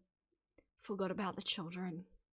But it was, girl, please though, those twins, those children of him, to be fair, were affecting his mental health, and we need to really consider this man's mental health, don't we? Oh. Seriously. For the members who are in here, I've got them under my videos, members only. It's these 3. If you want to watch it, they're like a good couple of hours each, and many rants were had. It's horrifying, but they're very dark, so be mindful before you head into them. They are something. They wouldn't make up stuff about this guy who's created this haven where they're all loving life and feeling safe. So You have a raging chicken emoji. Absolutely believe what these women have said. So anyway, it's just really odd. Let's keep watching. These days. Yeah. And you can only imagine. Like the other day I went to a professional studio to do an interview, and that hasn't been aired yet. Oh. And today's thing is going to be live. And did you see it? We have our own podcast now. I did see that. Are you enjoying it? Oh, let me tell you. I mean, it's something else. I keep forgetting about his podcast. I think that would be worth covering. I'm sure I would have a lot to say. It's like I haven't really done YouTube. I mean, you are the YouTube girly. You know everything about YouTube, right? I was only on TikTok. Like I've always been just on here, just like, hey, body positivity, accept the big girls, whatever. I mean, it's hardly hey body positivity except the big girls when your whole thing is keeping them large and getting them all together in a house like a little fucking harem where you can just stare at them all day. So weird. I mean, I think he does not just stare at them all day. That's not what he's doing. He has literally replicated the Playboy Bunny Ranch, but for his particular fetish. Don't give him more eyes and views. Let him fade into irrelevancy. Yeah, I mean, it's a good point. It is. That's not what you thought it was? What did you think it was? It's like, I am mad. I think it's weird. I don't know. But, like, YouTube is new to me. Like, it's a completely different vibe. And Yeah. You probably know, I mean, you do know because I've been told, like, the LCU and stuff. So, do you know tech? I will stick with saying that I think Amber is probably the least tech-savvy, internet-educated YouTuber I've ever watched. She live streams from her phone. She doesn't own a microphone. She lights herself with her computer screen. You know what I mean? Giving her this credit as, like, the YouTube girly, it's a little misplaced, I think. Do I let that slide? You know what I'm thinking. You know. You just want him to shut up. you agree you don't think you could handle watching his podcast? I honestly, I don't know how far I would be able to go. This man triggers me on a level that I have not experienced with anybody else in covering. But like, to be fair, he wouldn't be somebody that I would natively cover, but for his now adjacentness to Girl World. But yeah, it's not good. But yeah, he is worse. Who said, yes, Rachel, he's worse than Emily. So he and Emily have one thing in common, and that is clearly the particular predilection or paraphilic disorder that they share. Again, I'm hesitant to put labels on Emily because she hasn't said it herself, but Stefan has absolutely said it himself. He encourages the women in his house to consume food. But then you add all of the other stuff. The list of SA that this man has committed, allegedly, is insane. He is a criminal. And, like, he's found this weird little loophole that he can exist within the law because technically these women are all consenting. Technically. But we've had this conversation many a time. This is a paraphilic disorder. Where can consent be when a condition is on the table and when it's being lived 24/7? I'm so sorry, I've forgotten who said it, but they said it really well. I think it might have been in a chat or in a Discord, but they said, this was a nugget, who said that when you're dealing with fetish things, there's usually a distinct beginning and end to the thing, and it will have a safe word. So it's clear that there is an exit point should anybody involved need to do it. Please own up if you had these words of wisdom. I love it. But when you're dealing with a condition, you know, whether it's Eugenia's end or whether it's Amber's end, when the condition is there, it's 24/7. There is no distinct beginning and end point. There's no safe word that can be used because not only is the condition taking over the way you're perceiving the food, it's also something that you, to a degree, need to sustain you. And it's just, there's no way that this can exist in a consensual basis in that way. But having said that, I am talking about morals and ethics, not legal lines. Legally, they are giving legal consent. And as far as a court would care, they're like, yeah, no, there's nothing to be done here. Because their liberties aren't being taken away, in essence. Tech? You remember Tech Protect? Of course, I worked with him. He was here at the house. He came to Pearadise. Yep, I know. Yeah, he gave me a couple of pointers. Like, I really like him. He seems really cool. So Is Pearadise still a thing? Wait. I don't know, Rachel. Maybe you should have looked it up. Wait, Tech Protect was at the house, suggesting that the house is still a thing? Okay. Maybe it's a thing. Who could possibly know? I'm admitting there are holes in my knowledge here. I didn't know that. I assumed it just wasn't still running. Okay, I'm going to have to do a bit more research. Maybe. Why would you assume that? Why? What? Maybe we'll start covering that because that is creepy. Basically just said, you know, let's start our own fucking show. So we were doing our Pearadise podcast, whatever you might. I'm sorry. I'm trying to get myself into that line. So like I said, I did kind of watch this, but I kind of didn't. I was scanning for keywords. So I will have missed some things I didn't notice on my edit round. Why would you assume that? She didn't watch the documentary. I was going to say the documentary mentioned it, but that's redundant. She went onto his website.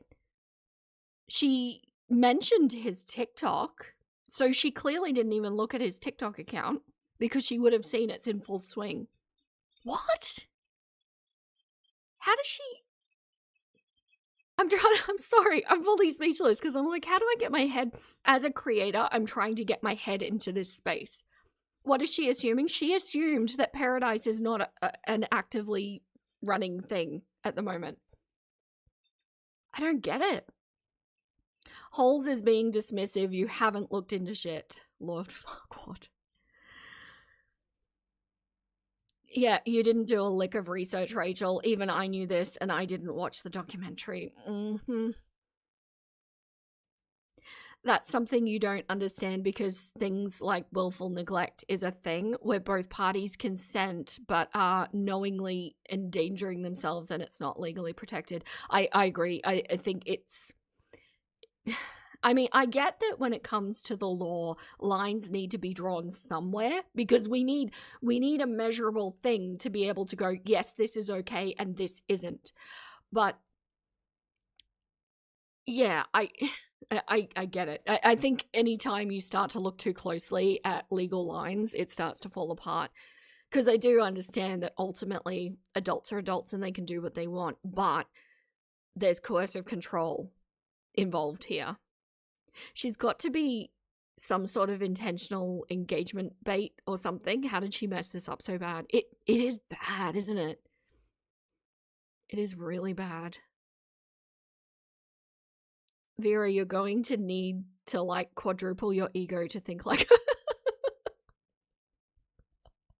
I don't know. I spend so much of my life existing in a gray area where I wonder about things, and there's a curiosity, and I like to learn things, and I struggle to get my head into people who think and live in absolutes like Rachel does. It's a really just polar opposite way of living and seeing the world, and you can see how the different perspectives really inform on the trivial things that you say and do. But, like, yeah, Rachel doesn't need to research it because Rachel feels that she knows the situation, and I'm sitting here thinking that there is so much I don't know because all I've seen is the documentary and a handful of like live streams with this man, and I've done some reading as well, but there's got to be so much I don't know. This is what I do know. And yeah, I don't know. It broke my brain for a moment there. Call it, right? And I was gonna tell you too, like, if you ever want to be on it, you totally can. Okay. Do you want to, like... Do you just do it through your Discord, or how do you guys do it? Exactly like the LCU. I have my own Discord. Okay. Pearadise Discord is still, like, I don't know if you ever been on it. Like, it's still the same Pearadise Discord that I've had since July of 2020. Okay. And all you need to do is, if you ever wanted to, like, honestly, like, I'm not kidding. If you wanted... The chat is just full of tomatoes. Why would anyone entertain this? Why would anyone entertain this guy as a woman who claims that you stand for other women's rights and you believe victims, and as a self-proclaimed victim, you expect yourself to be believed? You're then going to sit here and entertain this guy? This is crazy. This is actually crazy work. Also, very clear, as something I really always feel that need to kind of labour this point, is that Amber claims to be a victim, but there is extensive evidence that she is the perpetrator and not the victim, and there's extensive evidence that she's lied about many of her accusations. So for her, and in the case of her, because of the evidence, it's very difficult to believe her as a blanket statement. Okay, I do agree with what Rachel's saying here.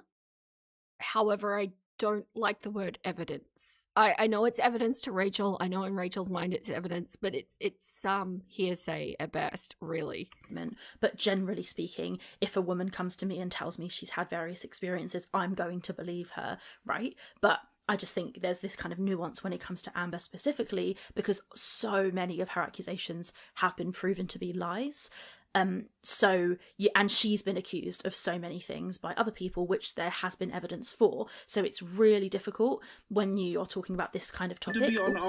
I played it by accident, of like believing victims when you're talking about Amber specifically, and you do have to, I just want to address it because it is, I'm not like one of these people who is like, oh, you're chatting shit, you have to prove it to every woman, like, no way. But when it comes to Amber, I do feel that her accusations generally do need to come with some kind of evidence, because she is a historic pathological liar, if that makes sense. On our podcast, like, by all means, all you need to do is join our Discord.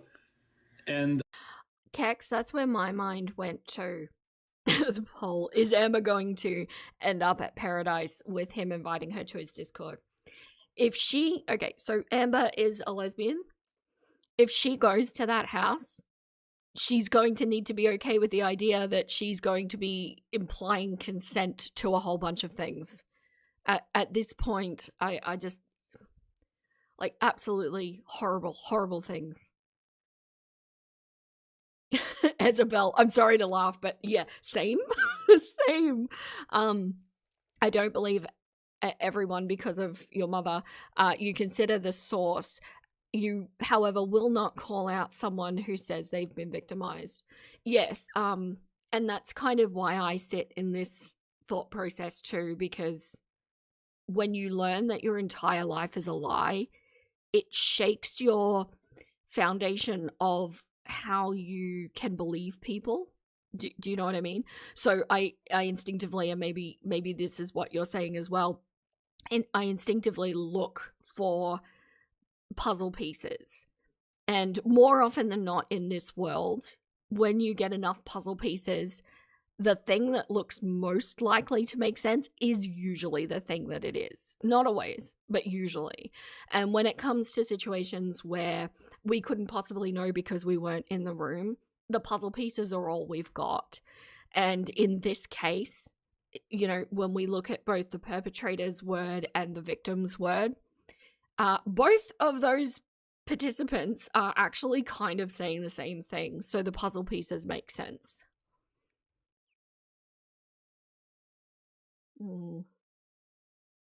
Yeah, he is a multimillionaire, that's true, and can take this as far as you want to go with it. He invented some sort of chip, as in computer chip.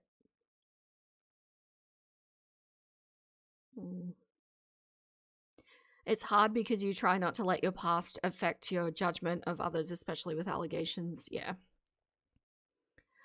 I think it's okay to want to instinctively support people who say that they've been victimized. It sucks that we live in this world where people claim these things without having experienced them.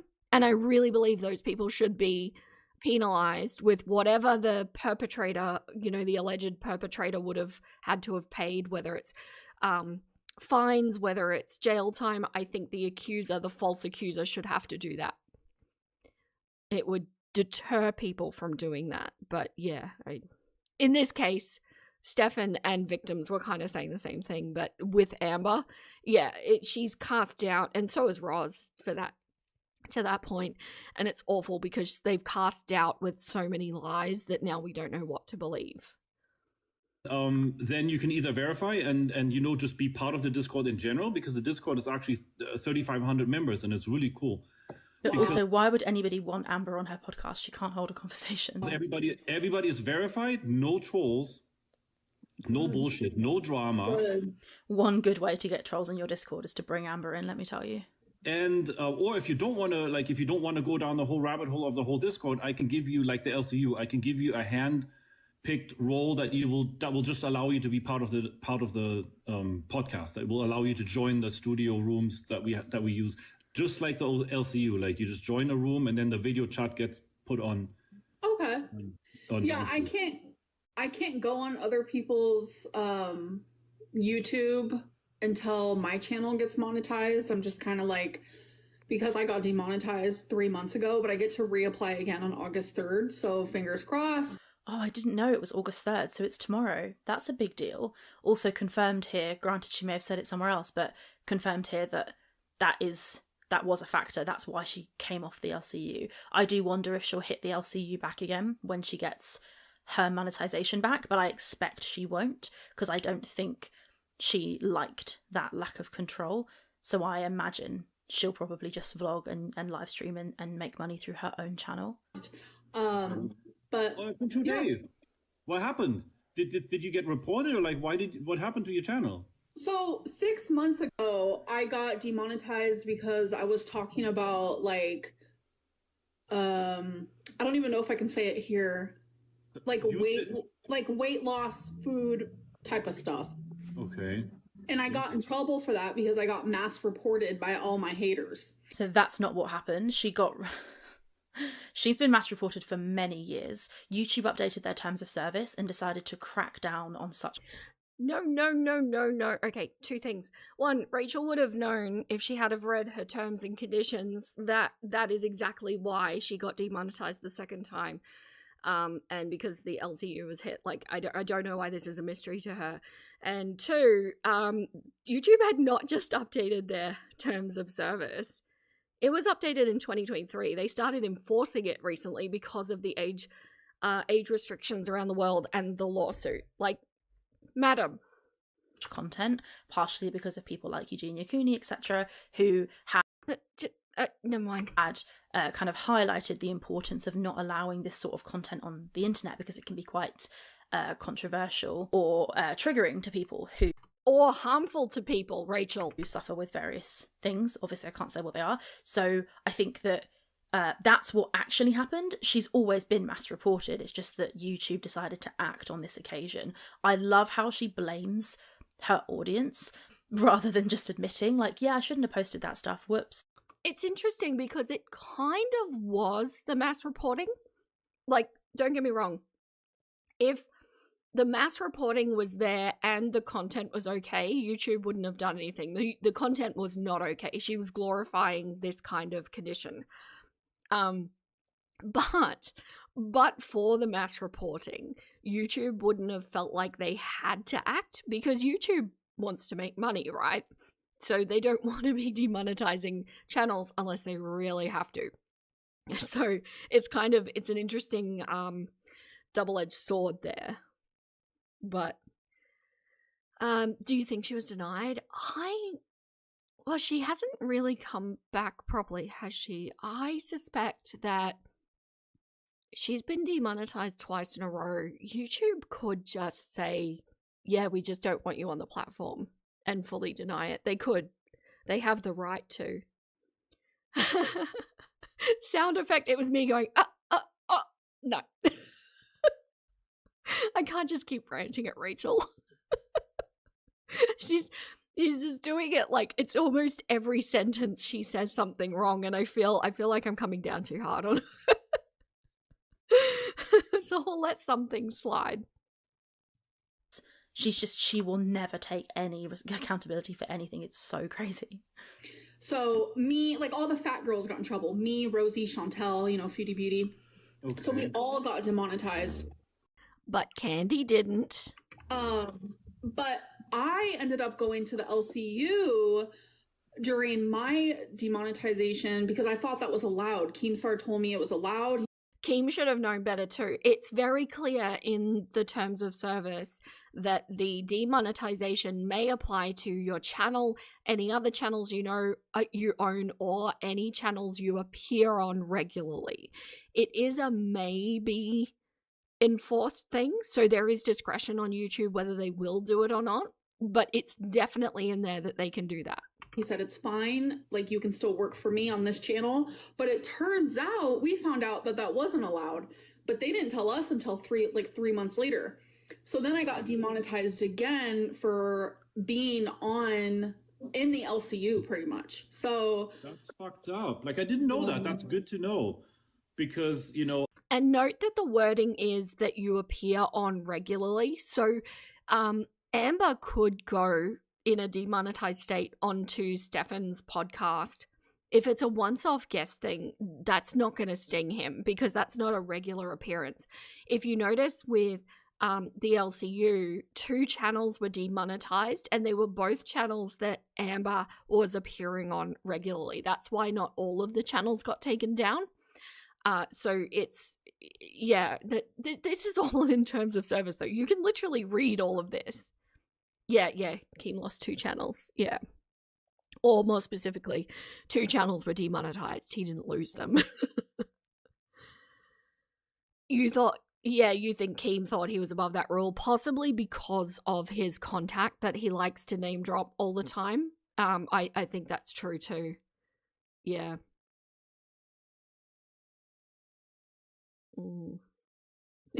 Keep Shanty's name out of your mouth, Ambi. She's going back to Kuwait. Oh, I hope she doesn't get chickens. I'm so distressed. I'm so genuinely distressed. What do we think? Amber will do, this will be a huge blow. I don't see how she survives. Like, literally, I don't know either. I have to conclude adult spicy time content. I have to. Or Mummy or Emily.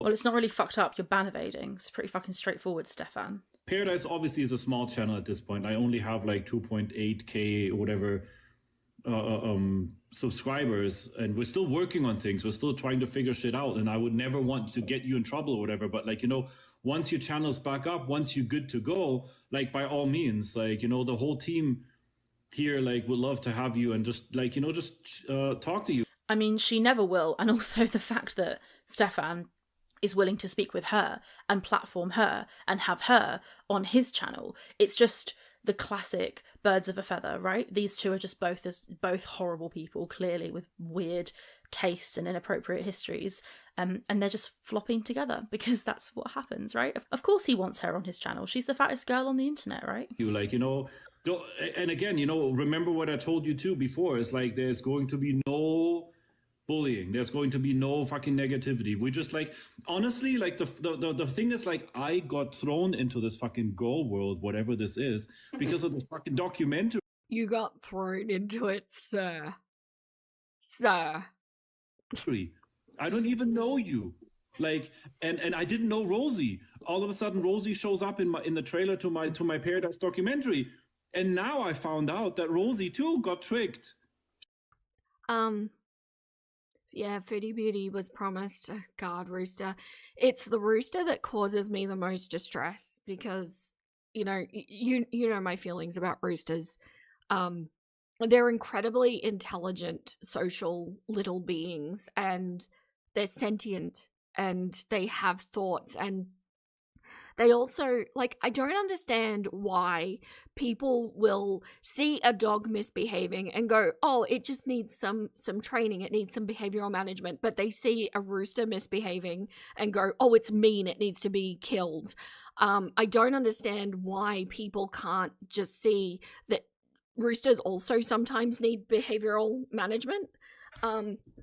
And all I can see with Foodie is like, you know, she does something to disrespect the hens, so the rooster does what a rooster will do, and then all of a sudden it's mean and it's dinner. That's what it causes me so much distress to think about.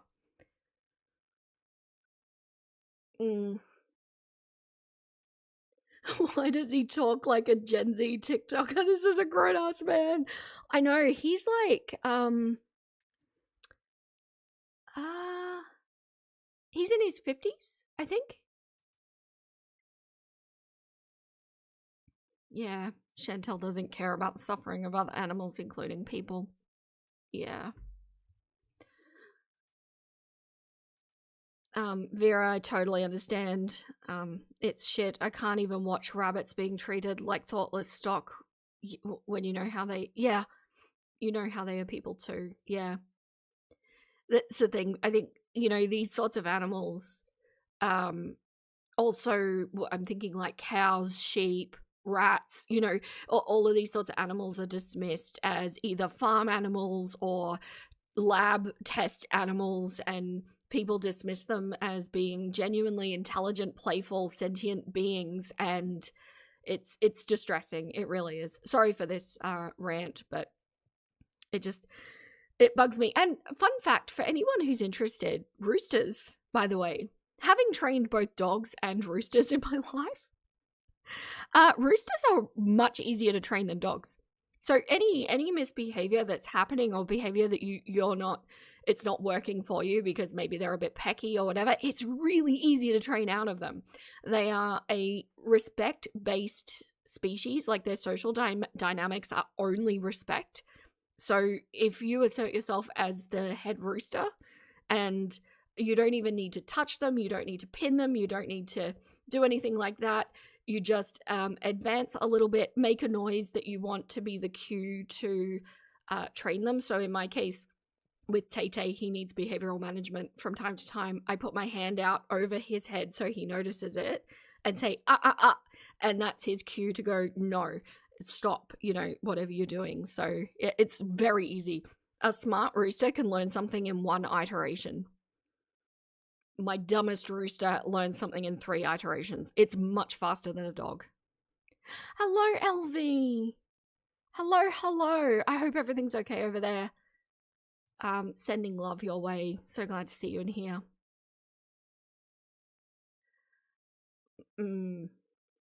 People, yes. People pin them. Because there's a respect-based thing, sometimes what people do is actually submit them like a rooster would submit a hen, although it's very different, but you submit the rooster. Some people say that works. In my experience, that only teaches them to avoid you and fear you. It doesn't make them want to curb the behavior. But yeah, anyway. You should want a rooster, they're great. I know. And like just a small thing, you know. Really they are as socially evolved as humans. Their social dynamics are as advanced as ours, unlike dogs and cats where it's different. Chickens are very much more like us, and they're such amazing little, you know, bonding support companions. Really amazing. But anyway, I'll go you know, away from, yeah, rats are insanely similar. Yeah. Also a misunderstood animal for sure. But yeah, I'll stop. Back to Rachel. Yeah, I think that clip where Rosie says, they don't tell you the price that you pay, was not actually about Pearadise, or it was just about feederism in general, or something, and it got kind of misplaced into the documentary to make the documentary more dramatic, because it was just such a fantastic, such an insightful, deep quote from Rosie. Didn't even know that they're gonna soundbite that part and put it in there completely out of context. I know. That's crazy. Don't know. But she's right, though. When Rosie says that, you know, they give you all this love and attention, or whatever the phrase was, but they don't tell you the price that you pay, it's absolutely fucking true. It's true of feeding in general. So you're loved and worshipped and adored, and you're the best thing since sliced bread, but the price that you pay is your health, your mobility, your longevity, etc. So although that quote was misplaced in the documentary in terms of like it was taken out of context, it's still absolutely the truth. So I mean, I don't know, it's bad, but it's not like the end of the world. I'm so sorry, I can't take my eyes off that dot. Girl, please, you're angling to get modded. Vera's about to make me impulse buy a rooster. No, don't. They're very sentient beings. They have a complex set of social needs, so make sure you're well researched and well set up, because you're committing. You know how parrots like can get depressed and they have full-on emotions and things like that? Roosters are the same. Hens are the same too, but roosters more so. So make sure you're well set up.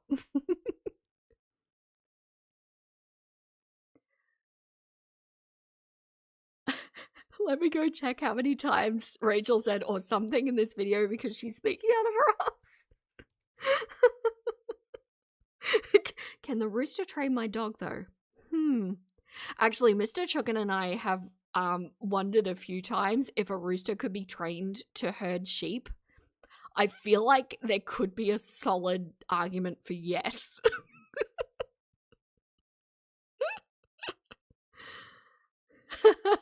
Do not mod girl, please. She can't handle the power. I know. Do you know, girl, please, for absolutely no reason at all, completely unprovoked, put me in the timeout corner on her channel?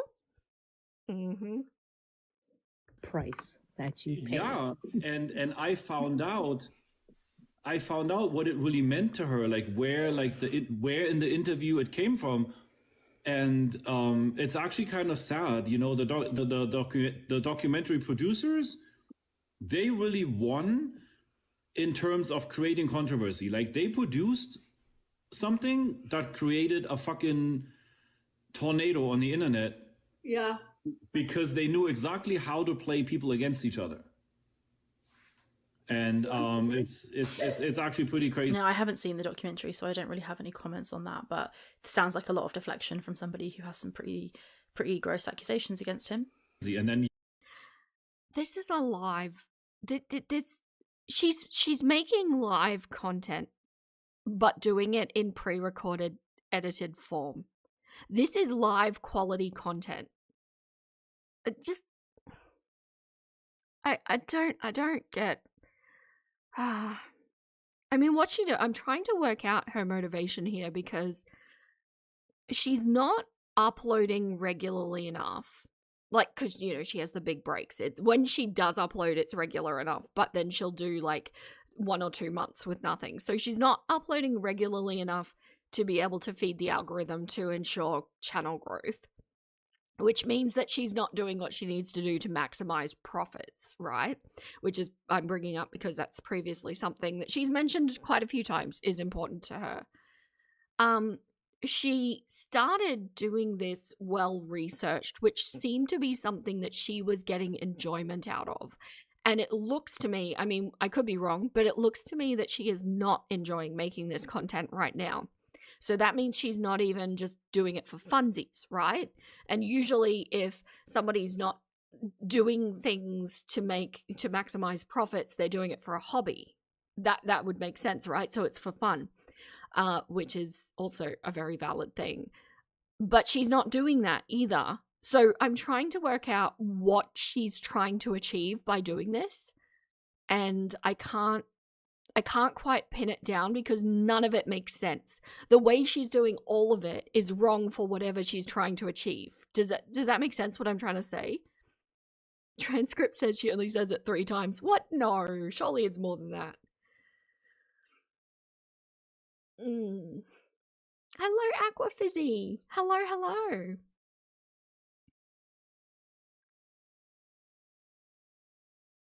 You don't think this is live quality content? Most people in Girl World that stream will at least look stuff up during their streams.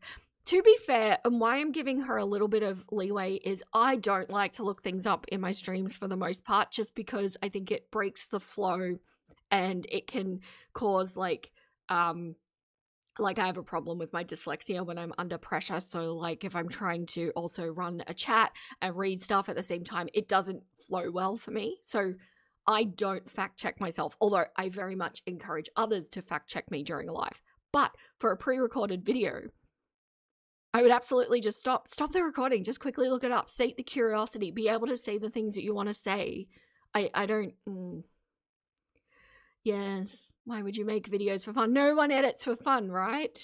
So regardless of what she's trying to achieve, she's doing it wrong. So that makes me feel like I'm missing something that she's trying to achieve. There's something off here.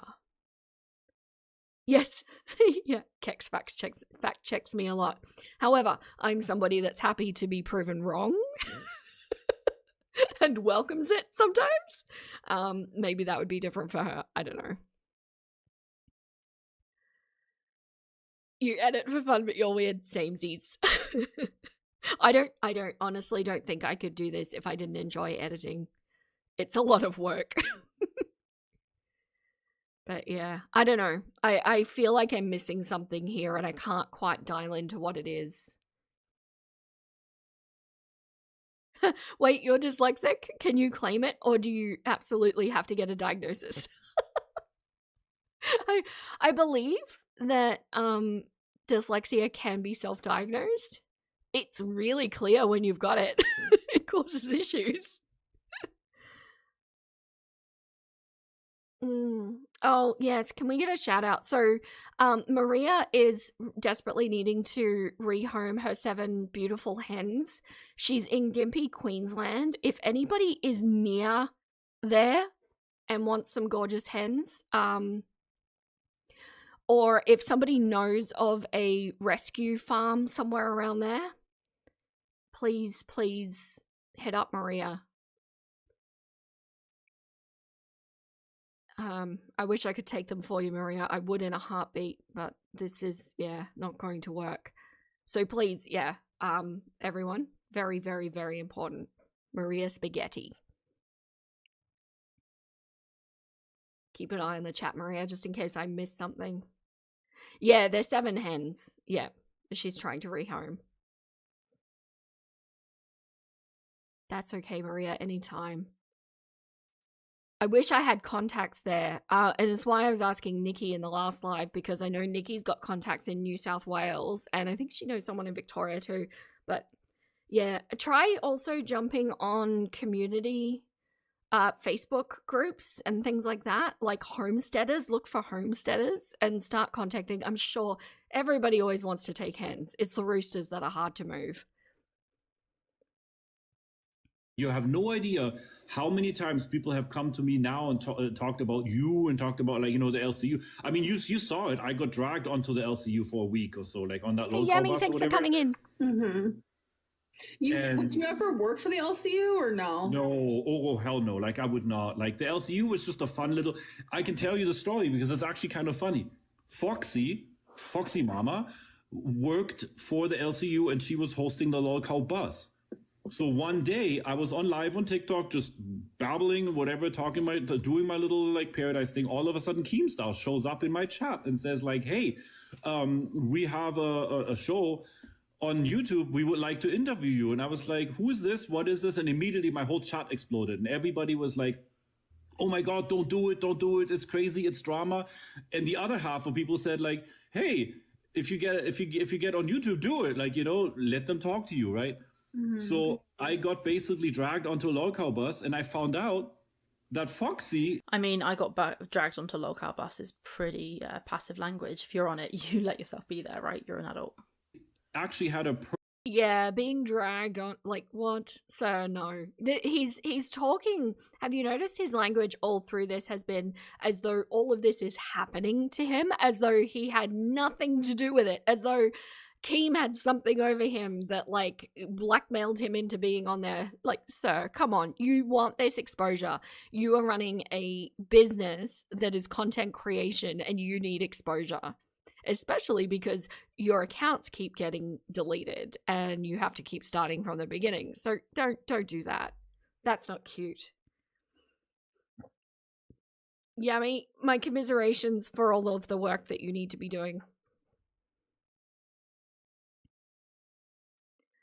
Oh, thank you, Joke. Maria Spaghetti is Dayborough. That is close-ish, isn't it? They have a place called Farm Animal Rescue. I might also touch base with Mr. Chookin. He might know somebody. He's got some acquaintances. I'll ask. I don't know if we know anyone from around there, but yeah. Hopefully we'll, yeah. But Farm Animal Rescue, I love the idea of that. personal vendetta. Like, she had a personal. She wanted to drag me on there because the documentary came out, and it gave her clout for her show to put me on there and accuse me publicly of whatever, touching her hips when she was at my house back in 2021. I never knew that. Like, the whole time. I mean, going whatever, touching her hip when she was at my house back in 2021 is such Amber Lynn language. Like, don't worry, it was way back in 2021, and all I did was touch her hip. It's like he's trying so hard to make this sound like it's not as big of a deal, but clearly for her it was, because she had this experience. So, and I am somewhat talking on something I don't know about with that specific situation, because I don't know what Foxy said, I don't know what her accusations were, but certainly he's facing some, right? So if there's any amount of accusations like this against him, Amber should not be entertaining this. These two are just gross. They're just sat here chatting to each other and just wanking each other off. Back in the day, she had told me that she didn't want to be at my house anymore because all these allegations were made by Piggy, and she didn't want the negativity smearing on her name too. So she was taking a step back because she didn't want to be connected with any of this bullshit. But on Local Bus, all of a sudden she told me that I supposedly touched her, and I was like, girl, if I did, you know, I'm so sorry. Like, there was. I'm sorry. If I did, Okay, so here's my reaction if somebody accuses me of touching them. I absolutely did not. Maybe you're thinking of somebody else, but I know for sure that I did not touch you because I don't go around touching people. But this man, predator that he is, his response is, I'm sorry if I did, but I didn't mean it that way. Absolutely not, sir. No. Never any intent, you know, there was never any flirting, there was never any like intention to do anything. I mean, it's very hard to believe this, because if you look at pictures like this where he's in the pool with all of these women, look how happy he looks just here. You can't put a man in a circle of women like this who they are so attracted to, and then when one or some of these women come out and say, hey, this guy made me feel uncomfortable and he did various things and made me feel coerced or unsafe, who are you going to believe? The man who created this environment where he was powerful and where these women came out of their own comfort zones into this place and he sat there like that with these women in the pool? Or are you going to believe the women who, if they had had a great time, would have just said, I had a great time? They wouldn't invent something for no reason. I don't know. This is just so gross to me, and the fact that Amber is platforming this is so gross to me. So, apparently when I passed by her, or when I moved behind her in the pool room in order to prevent her from falling into the pool, I held her and moved myself behind her, right? So all of a sudden, this is the whole big deal, and Stefan needs to be on Lolcow bus, and he needs to be... I mean, if you made her feel uncomfortable by touching her, it is a big deal. It's as much of a big deal to her as it is to her. You, as the person who did it, doesn't get to turn around and say, there was no intention, I didn't mean to make you uncomfortable. Well, you fucking did. You did, mate. So just admit it, accept it. Like, it's just, gross. He interviewed and he needs to be publicly accused or whatever. And I was like, okay, girl, whatever. So I just went with it. And honestly, I know you're... Jesus Christ, that bike noise is so loud. This is why you... It really is. Sorry, I was just distracted there. Mariera's chatting to Mr. Chooker to see if we know anyone. But yeah, no, we don't have any contacts of people that would want or be able to take hens. But if you said you're traveling to Brisbane, so that extends the range a bit. So, but yeah, I recommend that when you're trying to rehome hens, just go onto all of those Facebook community groups. The keywords that you want to search for are like chickens and homesteaders and rescue farms and things like that, that somebody will take them. They're hens. Everybody wants hens. I want hens. I want to take them. I mean it. If we were close, I would be taking them. By a microphone, Amber. Your opinion on Keemstar is a certain way, right? Your opinion on the LCU. But the other hosts, like Tech and Fupa, they gave me the time of day. They actually let me talk and What does that tell you? Giving this guy the time of day? Does that seem like a smart move? they let me, they allowed me to show some evidence. And it was kind of cool because by day two, Fupa was kind of like, hold on, this is all just not as crazy as it's made out to be. I mean, Fupa on Lolcow Bus believing your bullshit version of events isn't particularly telling. If you go on the Pearadise website, there's a whole section, I advise you to go and have a look, where he's taken clips or like snips from the court case and then he shows texts to kind of back up that he's telling the truth. But you can have, that's such a classic perpetrator act, to be like, well, she texted me that night and said she fancied me, or said she wanted to kiss me, or she wanted to come in my bedroom, therefore when I did XYZ or whatever to her, it wasn't any kind of crime because she liked me first. You know what I mean? It's like, it's such textbook BS. I advise you highly, if you have time, to go on the website. It's really icky. It's the court documents with the women's account and then his evidence where he's trying to defend what's been said. I think it's far more likely that the women are telling the truth than this man who has this fetish, who wants these women in his house, is telling the truth. You know what I mean? I just think there's no smoke without fire. There's clearly something inappropriate happened there, and he's defending it so severely on his website. It's just icky. Go read it, you'll see what I mean. Right. And then Tech, they did this whole thing. I agree with all of that. Hello, Rage Piggy! Book, back at you. Rain and Petals eavesdrop, they used the right word. Yeah, they did. Oh no, Yummy! You were on top chat. Shame. Girl Please will put you in the corner.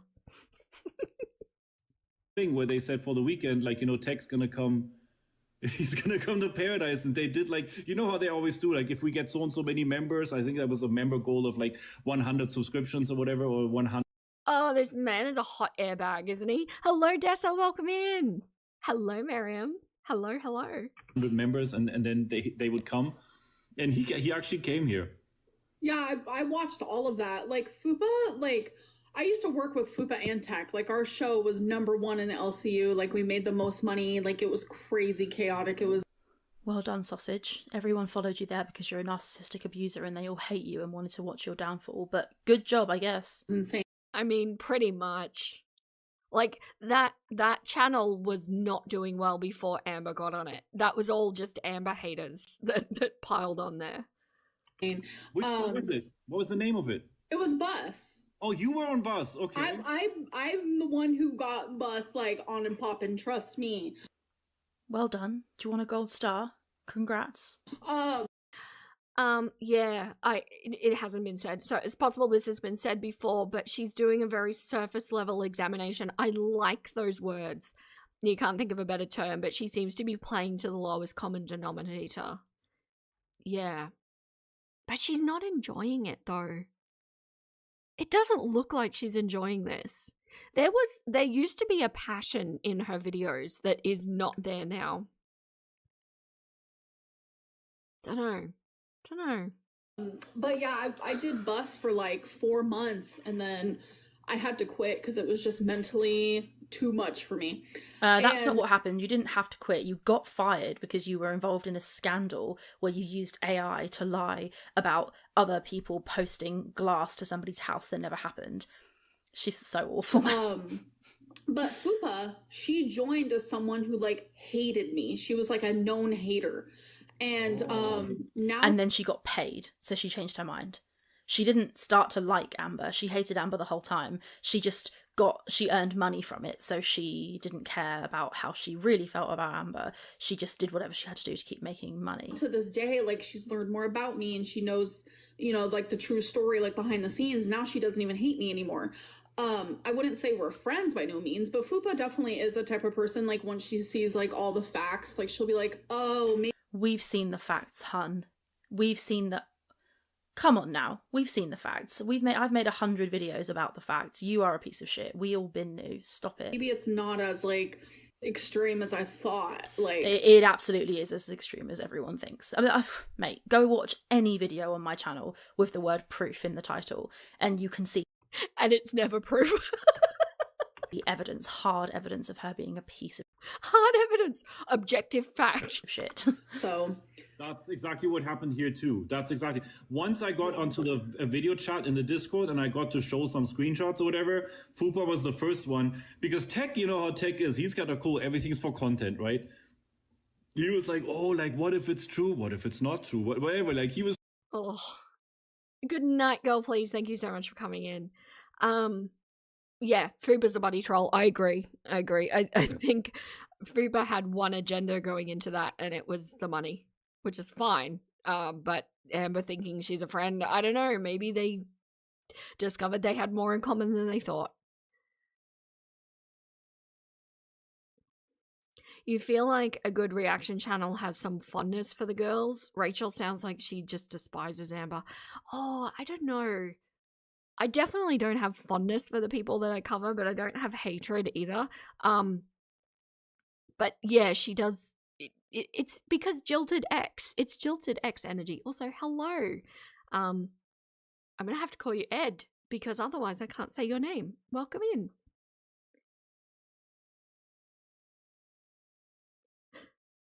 Oh my gosh. Is this ALR's entrance exam with Stefan Fection or something? Just playing around, but once he was here at the house and he looked at my monitors and I showed him the stuff, he was like, oh my god, like. So he got Tech into his house in Pearadise where he proceeded to show him stuff on his computer, which convinced him and changed his mind. What did he show him? Is it the video of all the women doing the TikTok dance in his kitchen? Like, I'll put that here. You can see these women are just dancing and filming a TikTok and he's there cleaning and moving the bin. And his argument is, well, this place couldn't have been an awful, nasty, coercive environment because, look, they're filming a TikTok. That's not how it works, right? That's just not how this environment works. You can be happy sometimes and then awful other times. Some of the most... Oh yeah, for anyone who doesn't have the context on this, like that didn't watch the documentary, so Stefan has, you can see this as a camera angle of this entire room. Stefan has all of these all over the house. He claims except in bathrooms and bedrooms. But then he has this creepy little corner desk set up with like triple monitors where he can just view all of this, and we know that he's storing the footage because he admitted to storing at least a handful of videos. This is like gross. And this particular angle in the documentary showed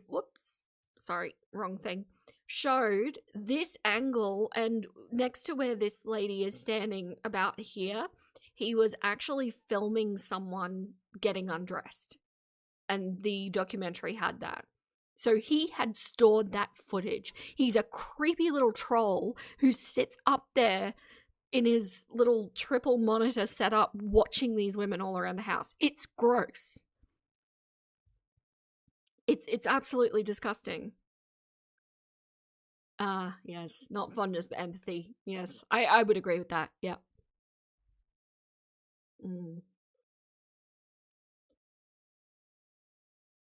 You hate it when people go, but they weren't evil the whole time. That's not how evil people work. No. Of course they're going to be nice sometimes. Absolutely. People, I think very, very few people in all of human history have been 100% evil or 100% good. Many of us sit on some manner of spectrum in between those two things. Granted, there are things that can be done in this world that I think subjectively can't be come back from. I'm thinking about, child-related things or animal-related things for me, although that's even subjective for some people. There are people in this world that I don't think any manner of redemption would undo what they did. But, like, if I say the words, oh no. Oh, of course my brain chooses this exact moment. Winston Churchill. If I say the name Winston Churchill, what event do you think of in association with that man? I'm just interested to know. Because he is, I think, one of the best examples of how somebody is not all good or all bad all the time. Abusive relationships look wonderful from certain angles. So this is just that's not a defense. Granted, I don't know what he showed Tech, but I highly doubt it. I highly doubt that there's anything on his computer as the perpetrator that disproves the experience of the 4 people or more people who have made accusations against him. Like, this is crazy. But like this, like, have you ever thought about going back to the LCU, or is it just like a no-go because of Keem? Yeah, I've thought about it. Like, me and Keem, like, we talked on the phone last night, but I'm currently like in a place where I'm confused on if the LCU is right for me. Because it is... So the confusion will be coming from money. She wants to make enough money, but she also doesn't want to get into the weeds, into the drama, into the kind of history of scandals and controversy that she herself has cultivated as her brand on YouTube. So I think her concern is, can I pay my bills without the drama? And I think she needs to get remonetized, start making videos, realize that nobody's going to watch them and she won't be able to survive. Yeah, so it's an interesting, I don't know if I can say that word, but yeah, Jamie and Helldoll basically did the two extremes. So Winston Churchill was responsible for one of the greatest tragedies that happened to British, Australian, and New Zealand soldiers, and it was a horrible, horrible day. So horrible. It's the sort of thing that even back then should have gotten him cancelled. The sort of thing that you would think there'd be no coming back from. But arguably, he was also responsible for the British success in World War II. So, over 2 different world wars, he did one of the most abominable things to one of the most heroic things. And I'm not saying that I sit on either side. I'm just saying my point being, he caused a lot of tragedy, but he also saved a lot of people too. And it's an interesting, like, philosophical thought exercise, really, when you think about, is it possible? Is there a line that somebody can cross into such evil But also at the same time, are there acts that can bring that back across the line? And yeah, it's an interesting thought. For me, I can definitively say that when we're talking about PDF related activity, or of quite a few things in the true crime space, I personally would say from my perspective that I don't think there's things, no matter how good, that would undo the evil that they put into the world. Right?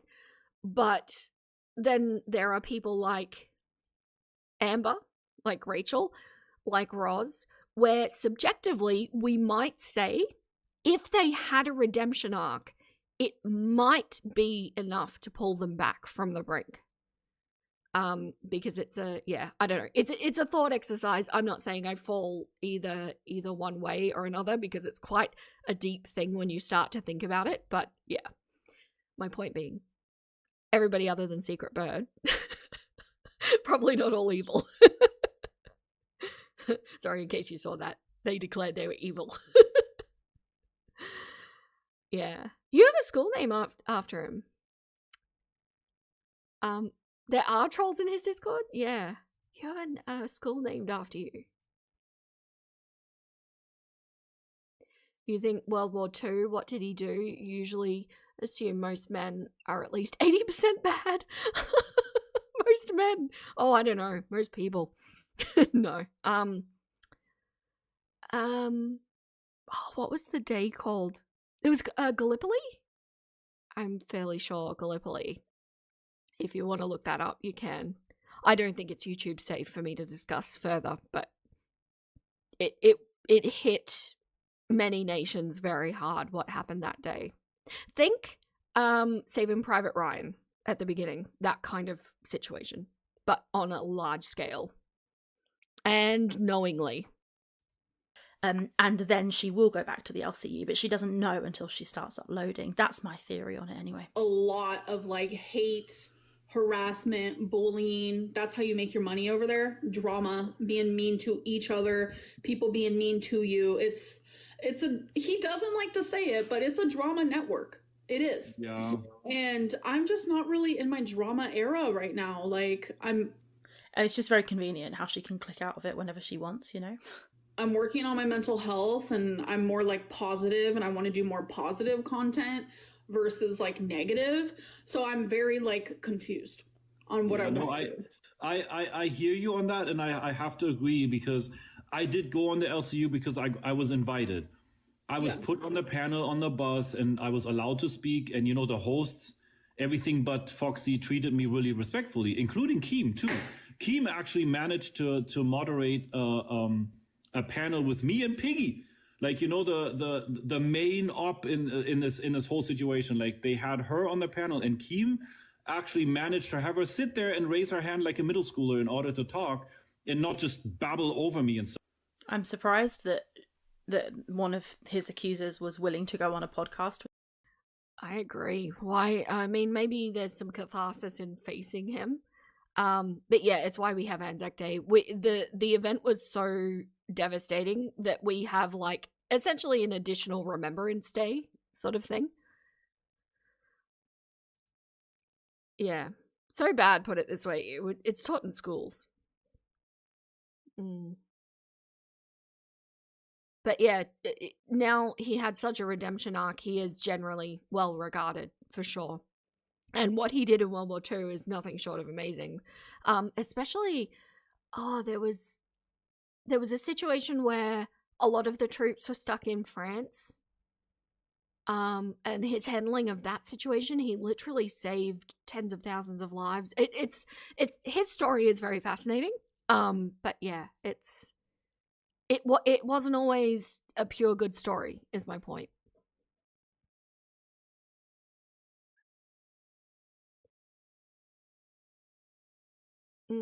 Your impression of Churchill is coloured by both of your grandparents' feelings. He wasn't fond of the Cornish or the Irish. Fair, yeah, absolutely. Dunkirk, thank you. Yes. So he did Gallipoli and Dunkirk. If you research those two things, you'll see what I mean. But yeah. Anyway, continuing on. With him, that must have been so awkward and weird. This whole thing is just a cesspit, man. Ugh. Stuff like he managed to actually do that in a very civilized way. So for that, I will always have to give him respect because nobody else in the past has ever managed. No, Piggy wasn't one of his victims. Piggy, she didn't live in the house, but she did visit, and there were things, which is what spawned her to talk out about it.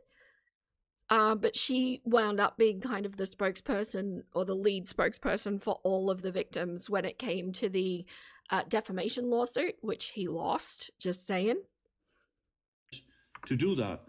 So I was like enjoying my time on the LCU, but then again, I also got to see behind the scenes a little bit, and I saw the other shows, and I saw the video chats on the Discord, what was going on. Tina. Everybody, their mama and their dog knows Tina. And Tina is so fucking offensive. Like I could never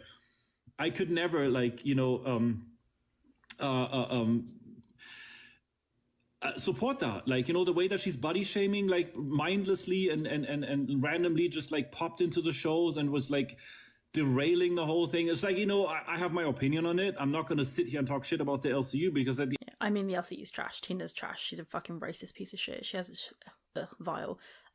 Whatever. I don't really care about the LCU ins and outs. Like, to me, that's always been boring. It's just not real. So I just, whatever. But what is interesting to me is that Emily's been on this call this whole time and she hasn't said anything. I think she starts talking a bit later, so we'll see. Yeah, I on my edit through when I was looking for problematic things on here, I actually didn't realize that Emily was on this call. Is it not weird that she's just sitting there, like doing nothing? Like, I don't know. It's odd. Yeah, I've just realised how yellow the yellow yarn is. This is the same ball of yarn that was in my first videos. Anyway, let's carry on. Okay. That would have been the videos that we covered. At the end of the day, it has its purpose, right? Mm-hmm. And like, you are right. I've seen the drama that happens in there, like the intentional instigating even of the hosts against each other and all that kind of stuff. It's definitely like, let's cause drama for content and then, go live with that content and basically... Yeah, I mean, we know that. That's what the whole of the LCU is. That's what Amber's career has been. Cause drama and use that drama for content to make profit. That's what I do on YouTube. I don't cause the drama. Well, I have caused the drama in the past, but I've very much learned my lesson from that. But Amber causes drama and then we watch it and react, and that's kind of the point. But generally speaking, that's what this is. Go World is a drama community, right? I have become distracted by her scene behind her. Do you see how much yarn she has back here? Like, I don't know why my screen makes it look purple. It's blue on hers. But anyway, like, this is so much yarn. It's a lot of yarn. I have this much yarn, but I was actually doing it as a job for a while. I wonder if she's still doing it. Like, do you think she still crochets? Or do you think it's a forgotten hobby?